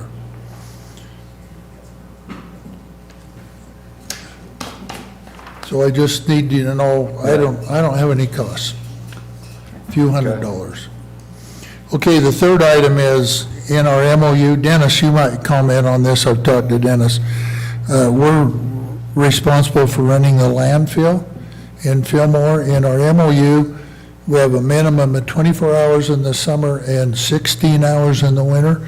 So we've been open longer than that. We're going to cut it back to 3 days, which would be 24 hours for the winter. And we're cutting our time open at our county landfill from 6:30 back to 3:30, which saves us a significant amount of hours. We're just not getting the time to go clean up this junk. We wouldn't have to do that if we didn't have this job. Are we doing that all the time, or is it just a winter thing? Just for winter right now, we'll see how it goes and see if we can just get ahead of it. But it gives us, we just don't have the man hours to, it takes 10 times the man hours to go there and pick this up as it does to go dump a bin. And we just got to get people we just don't have enough. I don't know if we can employ enough people to pick up everybody's garbage in the county. So at some point in time, we got to be able to either get some cooperation from them, or we're going to have to hire 10 more people. So Or get rid of them. or something, I don't know. Has anybody been cited for this in the recent history? Yeah, we've utilized the cameras and made citations on the Delta side. But that, obviously, that's the tool we need, is we can't, sheriff's office can't post up on these stations. Right. No. So, cameras have been ideal for the Delta area. I don't know how well spread the word's getting out from those that receive citation. I think it's a pretty stiff one. It's not worth getting, but, our perspective is, we're still gonna be dealing with unlawful dumping. If not at these sites, folks are just gonna take their junk and go elsewhere in the county. I found someone dumping the south rim of Gwinnett Reservoir. We dealt with that, so folks are they're just going wherever. I don't know what the final answer is gonna be.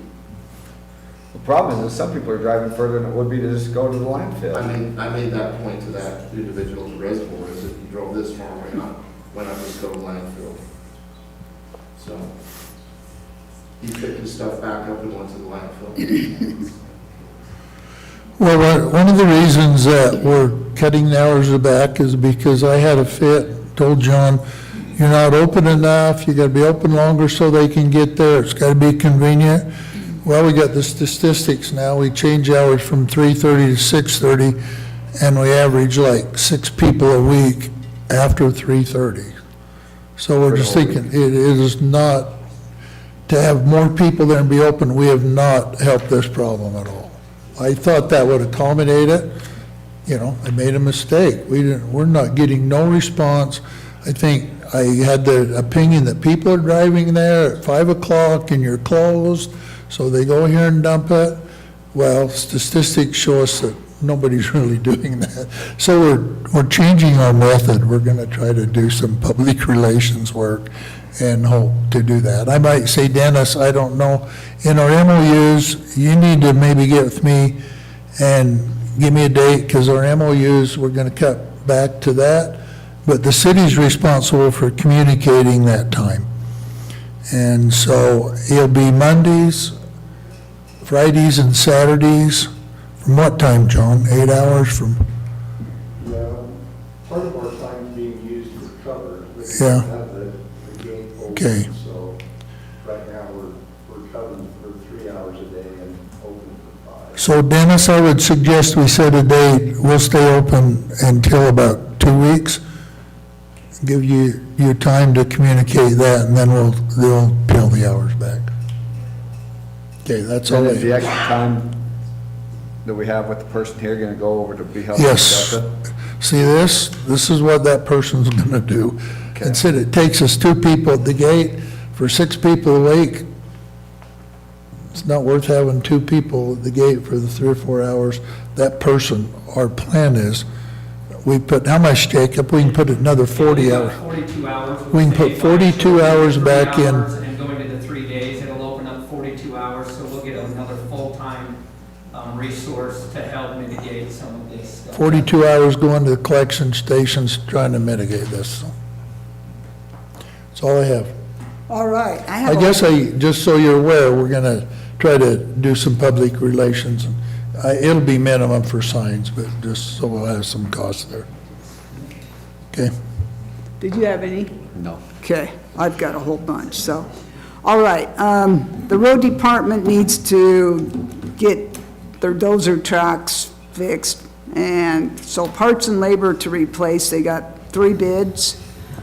Wheeler Machinery was $34,553.43. Utah Truck and Welding was $27,795.17. And Phillips Heavy Equipment, $32,355.51. And so they went with the lower bid, which is $27,795.17. You guys good with that? If they have them do the work? Do I need to have everybody say aye or whatever, approve it? No, it's just you sign off. Oh, I'm the only one that has to? On Okay. that bid worksheet. Okay, great. All right, moving to on some of the other ones. Okay, last year when the road department was cleaning out the riverbed, whatever you call it, that goes down through the golf course, they kind of messed up some of the golf cart paths that had cinders on them. And so they would like the road department to put some more cinders out.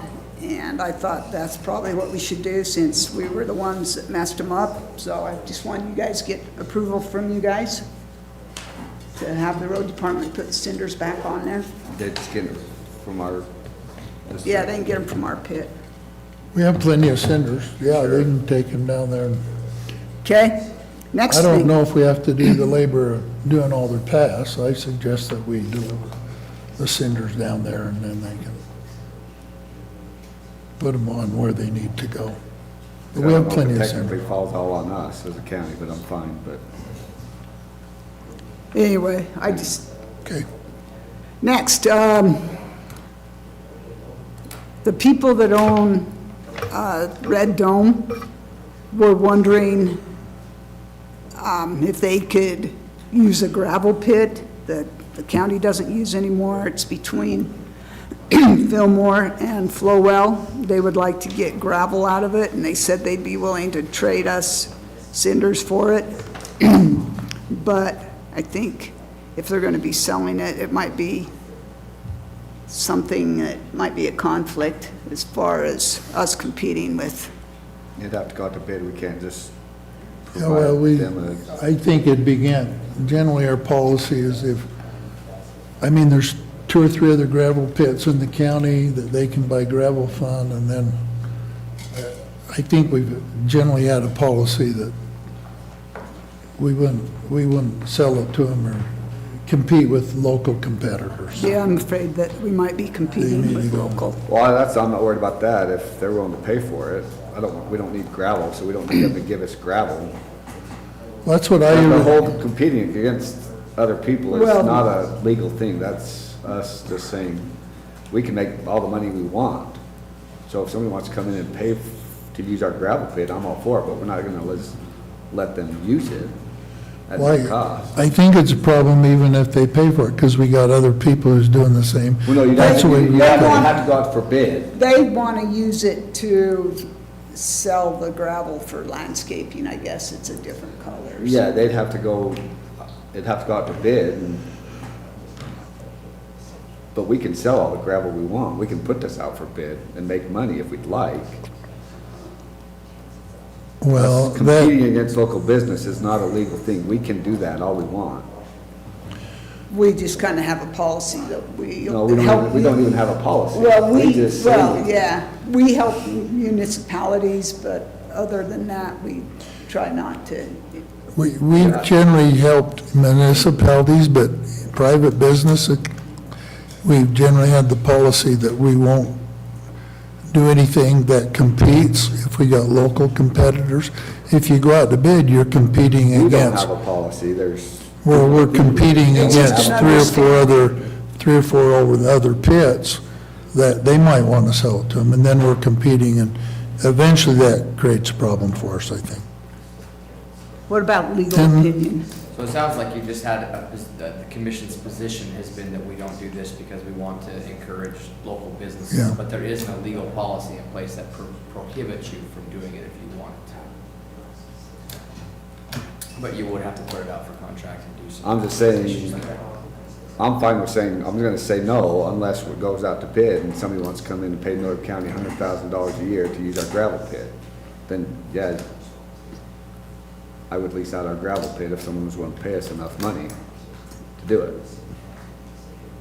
Why have a resource if we're not gonna utilize it and make money off of it? Brandon said it's not really good quality gravel as far as for roads, but it might be something people like for landscaping. But, I mean, if people want to bid on it, I'm okay with that, but I don't. But I'm not. Mostly my argument is we can sell things. That's my argument is there's no policy to say we can't go Which I make think money you're right, there's against nothing private legally business. that prohibits you from doing that, absolutely. It's just, it sounds like it's just been the position in the past that you have. Yeah. We're just trying to help out the local businesses and not harm them. Anyway, I guess So I'd say no. Okay. Next thing. The person that's been running youth soccer over on the west side would like. Shanae Air. Yeah, she would like the county, West Millard County Rec to take it over. I talked to, I don't know if you talked to him also. Anyway, I talked to Brooks and he said he is willing to do it if we want him to do it. And he'll check everything out and get back with us about, I'm sure it makes money though. It does, I know it makes money. So what do you think, Trevor? You understand that better than anybody else. When I was doing it, it was making between $15,000 and $18,000 after all the expenses. Shanae told me 15,000. So how come they don't want to do it? She's It too is- busy. It's hard, it's not easy. Busy, okay. If you're doing it by yourself, you've gotta go paint all the fields, but Brooks has the resources to have maintenance, maybe go help paint fields. What other programs do we run like that? Any? Soccer and basketball and.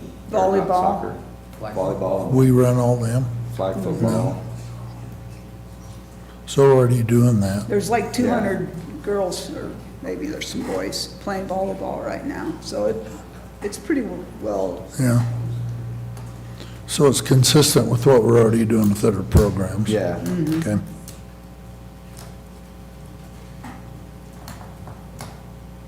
So what do you say? If it's consistent with what Yeah, we're doing, I'm fine with with it. everything else, I'm okay. Next thing also, are we going to have them paint lines in the fair building for pickleball? Did you get some bids, or No, I you don't just, yet? Brooks, I was Well, I talking think to him last about- winter, I think that from what I know and see, we're gonna have a bunch of interest again. They say more, so let's not wait till December. Let's go ahead and just Okay. get ahead of the ball, get ahead of the game. I think, see what it's gonna cost, and then we'll go from there. Okay. I think the last thing I have is. I don't think, maybe if they need a full court, just the lines, without, in those courts, they paint the inside different. I don't know if we need that. I think just without changing the floor, just paint the lines on the Yeah. floor. If you make a whole court, it's a lot more paint and redo than if you just paint a line on there. I think all they're, can. And I think that's all they expect. Yeah, that's all they want. I think Bill was worried that the yeah. paint might not stick, not you, Bill, but Bill was. He was worried that someone wouldn't rent the building because there's lines on the floor. I'm But- not sure, I don't have that same concern. I know that, I don't have that concern. I'm not a big fan of having the lines on there, but Yeah. people are still gonna use it whether they're They're there or gonna not, use but it. I'm not a big That's fan not- of the lines That's not a deterrent to us. being there, so I guess it depends on how much it costs, but. okay, well, we can have him check into it. Seemed like he did before. Anyway, last thing I have is when Centricom came and they were wanting to use the Leamington Tower, I got a hold of Clayton Anderson and asked him about it. And he said, I think it'd be okay, but they'd need to work together in order to avoid interfering with each other. So that's with the Finlansons.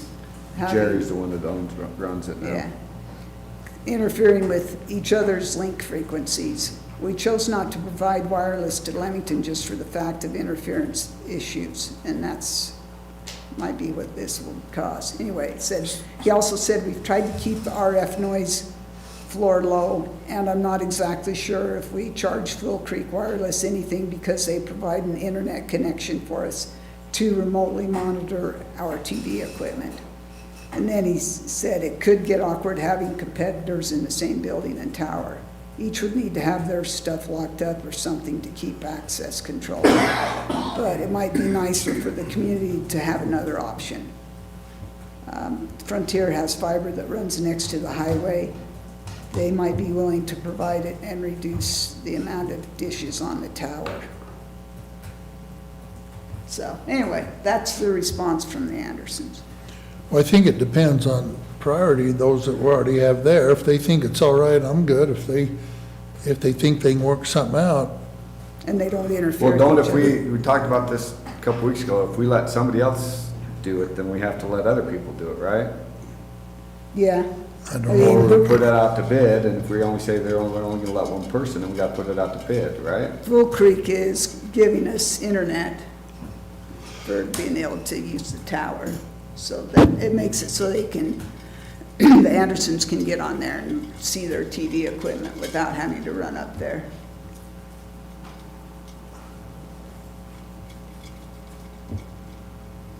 But it's like you said, if we let these guys do it and other people come in that want to use it, we're pretty much going to have to let them do it too. is that gonna be a big problem? We don't know, I guess. I don't Unless understand what they're doing enough their to, frequencies, if they mess each other up, I don't know. Yeah, Trevor's right, though. I mean, at some point, if you have more people that want to be on it and there are spaces for it, you have to put it out for bid and say, okay, there's 3 spots. The 3 bids that get submitted are the best of the ones. that well, we can't we always say there's not enough room now? I mean, You can, but that's why you'll have That's to what they establish say, how many okay. spots and then say, All but you right. can't Well, even if exclusively they're just going- award it to one person. Yeah. it Yeah, we'd becomes a have to put it conflict, out we for can say. bid. Okay. Did you want to say Oh, anything on it just reminded me of a couple things. I had a question, though, on the soccer. taking on that outside organization. Is that the 2025 budget year? No, it started next year. They've already completed. They're in the middle of fall soccer now. Right, so, Oh, yeah. so for next budget year, we'll plan on that? Yes, Okay. plan on that, sorry. No, that's okay, I was that's thinking just clarifying. something. And then, and just the discussion on this, I did get a letter, I just haven't had a chance to pass it on, but it's notifying us that the storage rental fee was, we were paying like $150 for Hollinghead's storage, where all that TV equipment was. And then the trustees that own the storage now have increased that rent significantly. I want to say $550, I mean, from, anyway, so just to let the commission know, you know, going forward, they've increased it quite a bit, so notified us, so. So the county needs to build a storage building for all the TV stuff? That's a lot to pay a month just for storage. So, anyway, I'll get you the letter. Are you over TV? I can't remember. Yeah, he's over. Okay, I'll get you the letter today. Okay. And I have a couple other things for you too, so. I'll be down there. Okay. Anyway, I just wanted to clarify those things, let you know on the storage.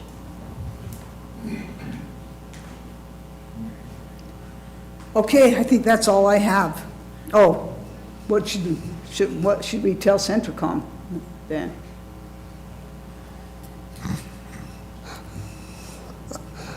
Well, I think either we let them do it, or we gotta put it out to bid.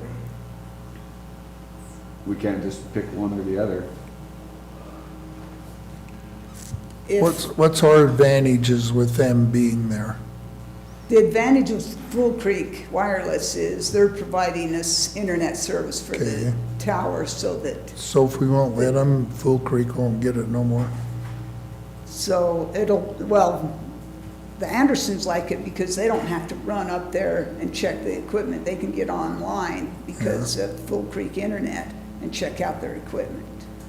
So it is a benefit to the county just in the fact that they don't have to run up there to check their equipment. They can get online and see what it's doing. But he did have concerns about these two different companies, frequencies competing against each other and them trying to sabotage each other's stuff, I guess. I don't How know. come if we, like we get Andersons there already, how come if we let one more on, we have to go to bid?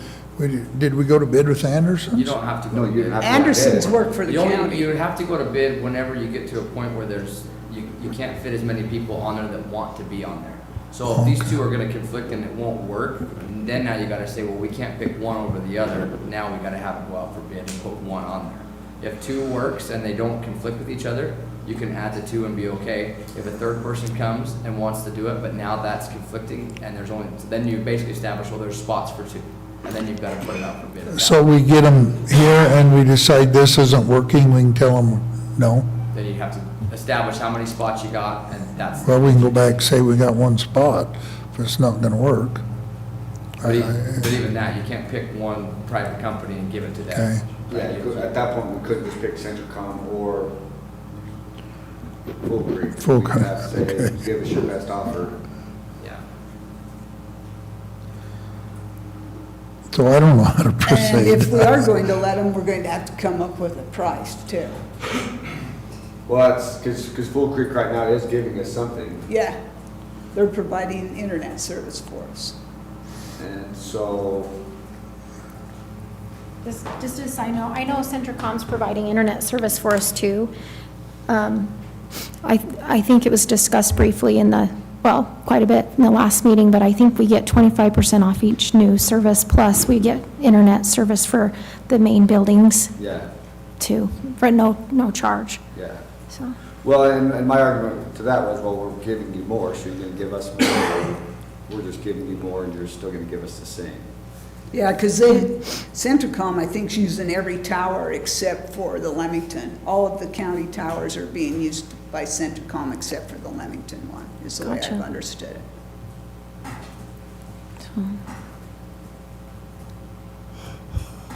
Don't look at me.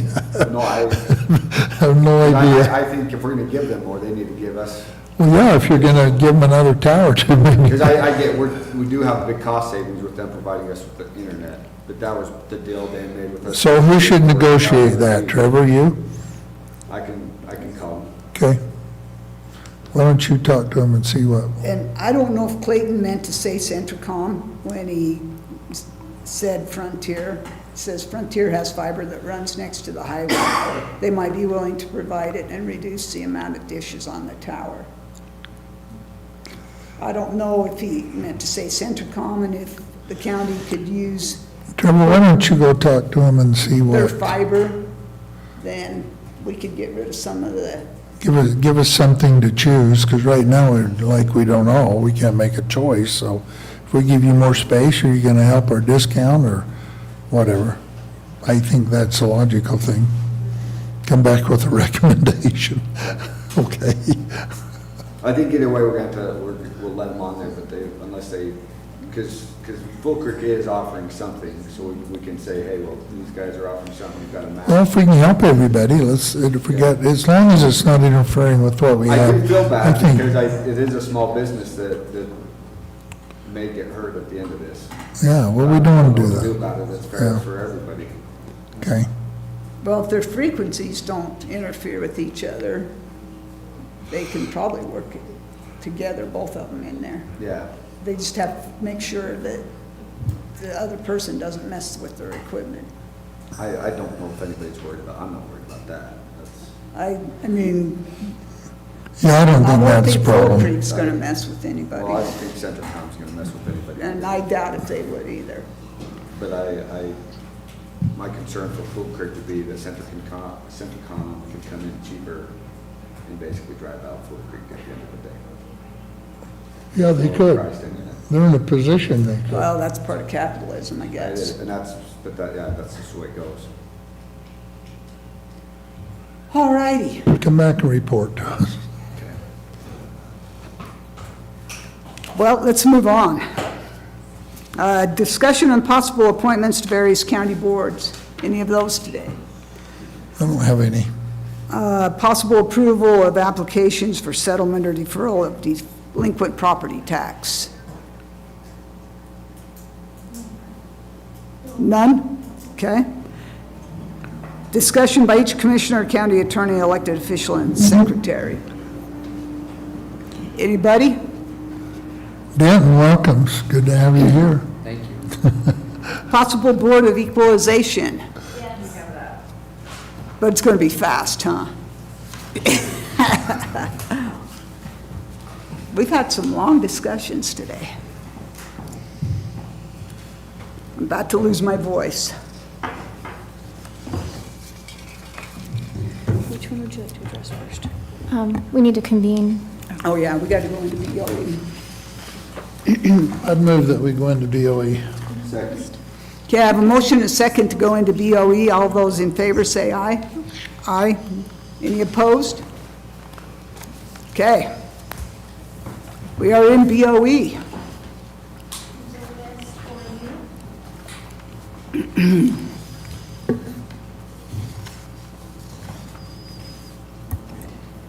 So the first one on the list is, for the record, is Curtis Hare, account number 81845, parcel number F269-1. And I have a copy here for you all, too.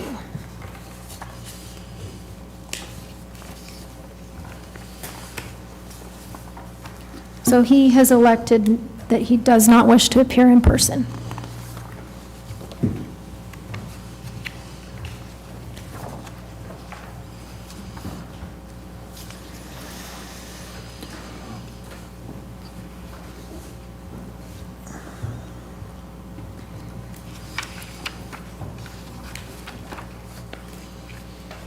So you have a copy of the application, the market value on the notice of valuation, and then his estimate, and then his evidence supporting his claim. And I'll just turn the time over to Assessor Fitch. All right. So with the parcel in question, it is one that he has recently purchased. He did purchase it within the last year. The evidence he brought in was paperwork from First America Title Insurance Company.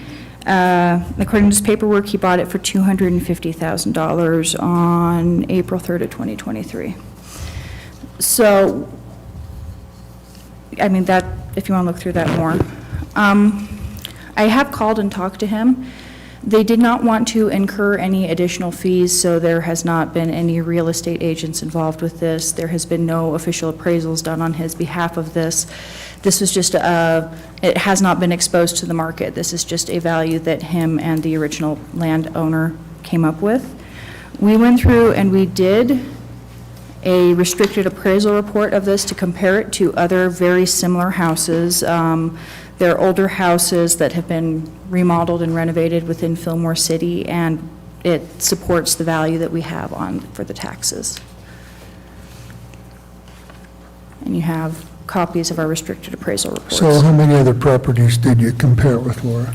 So for Tell this us a one- little more about what you did there, okay? So for this one, we used 4 comparable properties. All of them were within Fillmore city limits. All of them are single-story houses that are of comparable ages. It's older houses that have been renovated within Fillmore City. I think the reason why his value was as low as it was is because they did not want to have any real estate agent fees or anything. So it has not, I guess, I don't see a real estate agent actually selling this house for that low, or even recommending So it. you think it's sold for under market value? Yes. Has there been any similar houses in Fillmore sold within the last year? Yeah, that's the 4 Those are the comparables we 4 have. That's what she has. Okay. I was wondering if. Well, yeah. this is a problem we have with people, if they don't incur a cost of appraisal, because well, you all know this, because I sell my house to one of my kids and give it to him for half price does not constitute an appraisal. No. And that's a problem we have with all these. I mean, what you buy it for and what you appraise it for is not even relevant. I mean, in some cases it might be, but it isn't, and so. So we have to base it off of arm's length transactions, which Yeah. is a sale that's been exposed to the market. Because we have had some where people have sold it to their son or to their nephew, but they had an actual appraisal done on it and made them pay market value. And that, we can use that, but if you don't have an appraisal, I don't know how you can use your purchase price, is all I'm saying. And if we aren't, we're gonna end up doing these in the next 3 or 4 months, and so I guess we need to set, or at least discussion, a pattern of some kind of consistency. And I think, for me, if we get a current appraisal, then it sure gives us a better position than if we get a sale price, because a sale price sometimes could reflect the value, but a sale price could not always reflect the value. So is land in Fillmore really $95 an acre now? $95 an acre? I mean, 95,000, sorry. That's what it's been selling for in Fillmore. Luckily for most people that live in Fillmore, their lots are not an acre. A lot of the base lots, so if you're looking at these, 0.26, 0.43, we did make adjustments for the land off of those, but Fillmore and Delta, historically speaking, even now sell for substantially higher than any other area in the county. I thought Drew Bays were selling theirs for 60. But I don't know, they could have raised them. Which ones? Up behind the cemetery. So he's not selling me while he's gone. One sold for 72, a little like a month or 2 back. Something like But I don't think that there's any for sale at 60. I don't think I you can limit that. They were selling at 60 though, right? One time they were 60, but that is no longer the case. Okay. Is this one of those? No. No, I was just surprised that, I own one of those. I wouldn't sell it for 60. when I read that it's 95,000 an acre for land here in Fillmore, I thought, wow, that's a lot. Not probably to that over there yet. So we've had some of our, Delta's a little bit lower in land than Fillmore, but not by much. We've been having some of these smaller lots within Fillmore City sell, and it's not an acre lot, selling for 70, 75,000 easily. So Laura, this appraisal was last year. I mean, the This is based off. assessed value last year. is it property, what is it this year? No, this is based off of the Is current. this 23 or 24? Just it's I thought this 24 was appeal. 23. It's a I thought- 24 appeal, but Okay. we have to base it off of 23 sales. 23, so, okay, that's where I seen the 23. Yeah. I seen that 23 and I thought, oh, okay. Yep. Is it 23 sales, but I see now it's a 24 Yes. assessed value, okay? If it helps clear it up at all, whenever we're doing, so if it's 24 taxes, it's based off of 23 sales, 23 taxes are off of 22. Yeah. Because by the time we set our values, we don't have access to all Oh, the no, 24 yeah, values, we're only yeah. halfway through. Any appraisals within a year or so should be fairly current. Yeah. So it's not like you're going back 5 years and getting an appraisal.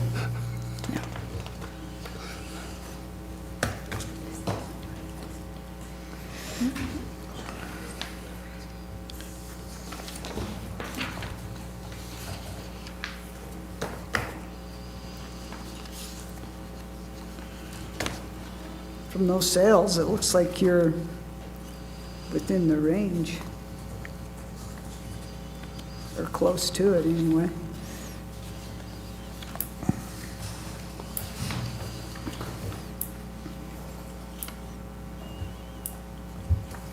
So we just proving that one or all of them? It just that one sales, the first one we're doing, we have one other one to We'll do discuss. a blanket discussion on all the other ones. Okay. Just that one highlighted in yellow is an individual. Note the parcel.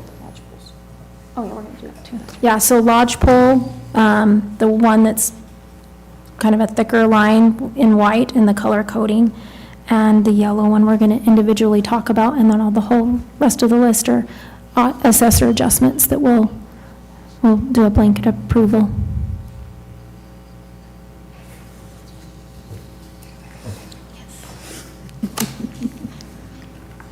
I make a motion to approve,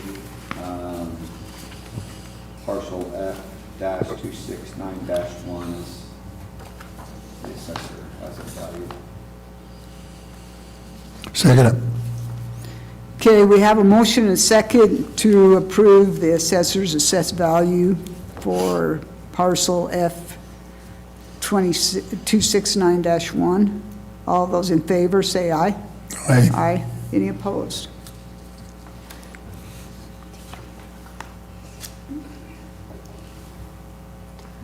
So were the rest of these pretty much just clerical?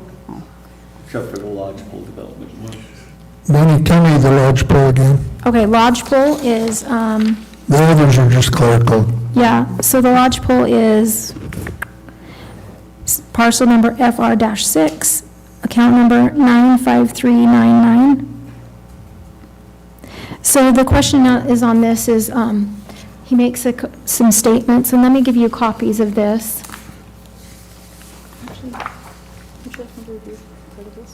Yeah, so I want to talk about, read you some information from the standards of practice that's written on state code about evidence.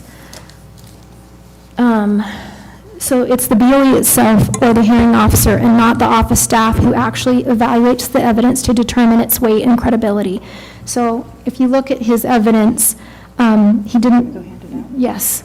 He, or this person turns in statements, but there's no support. He talks about comparables, but there's no comparables included.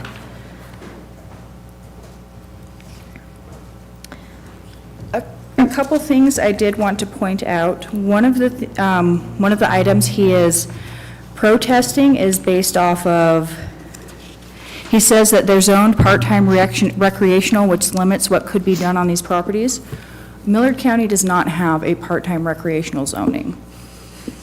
He is Where's current, this property at? so it's up in Frampton Heights.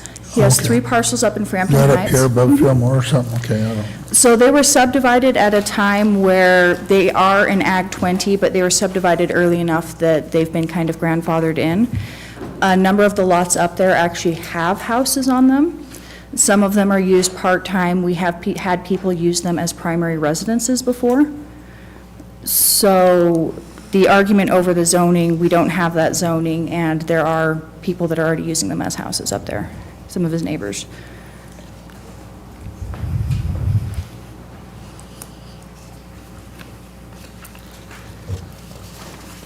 But you don't have any other appraisals or anything? No, and he didn't turn in what sales he's trying to compare it What comparable? He to. didn't turn in nothing? Yeah, I mean, he just turned in those, like, 6 bullet points, and it's up to in this case, the taxpayer to provide the evidence or documentation that supports their claim.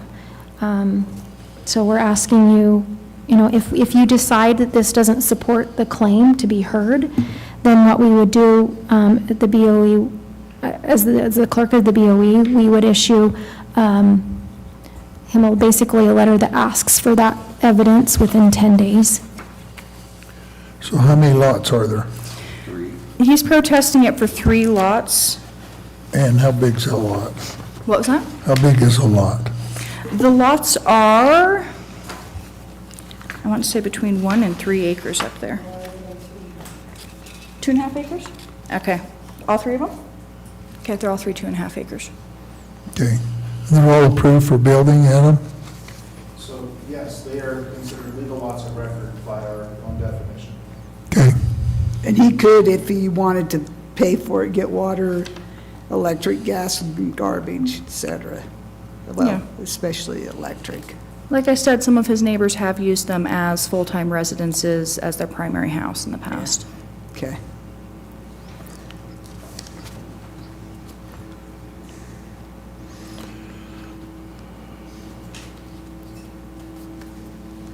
So I guess Frampton Heights is kind of up on the bench a little bit?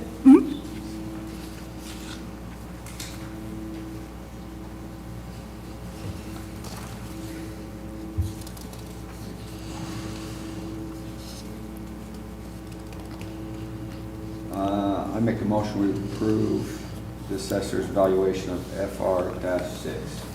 Second it. Or do you want to just dismiss and give him a chance to provide those evidence he's talking about? Okay. So we dismiss it instead? And then we'll ask him for supporting documentation, and then if he gets it, then we'll bring it back. Is that okay? Okay. Thank you. So you're making a motion to dismiss FR6? Is that right? Yeah. I second it. Okay, we've got a motion and a second to dismiss parcel FR6 by the Board of Equalization. All those in favor, say aye. Aye. Aye. Any opposed?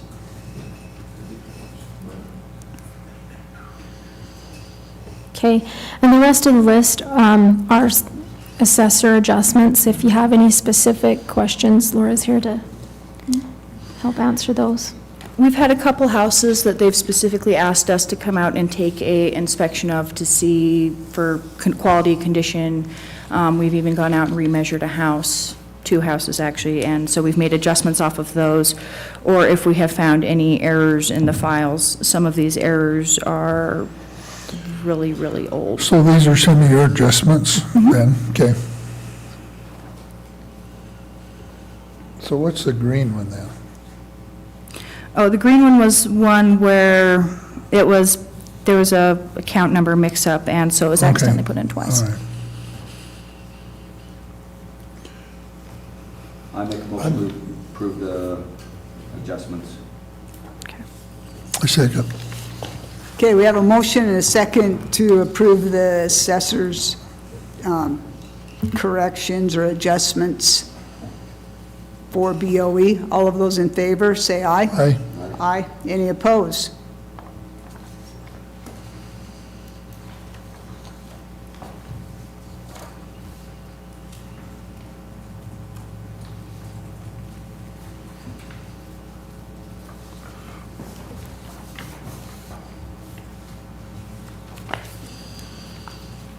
Did I sign it in the right place? Okay.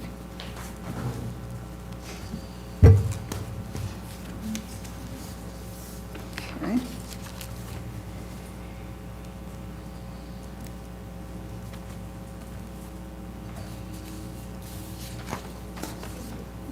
Thank you. Anything else? That's it. Okay, thank you. I move we close BOE. Second. Okay, we have a motion and a second to go out of BOE. All of those in favor, say aye. Aye. Any opposed? All right, moving on.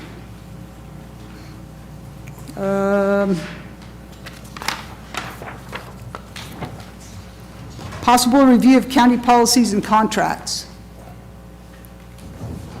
Possible closed meeting. No one, okay. I guess if we have a motion to I adjourn? move we adjourn. Second. Okay, we have a motion and a second to adjourn this meeting. All those in favor, say aye. Aye.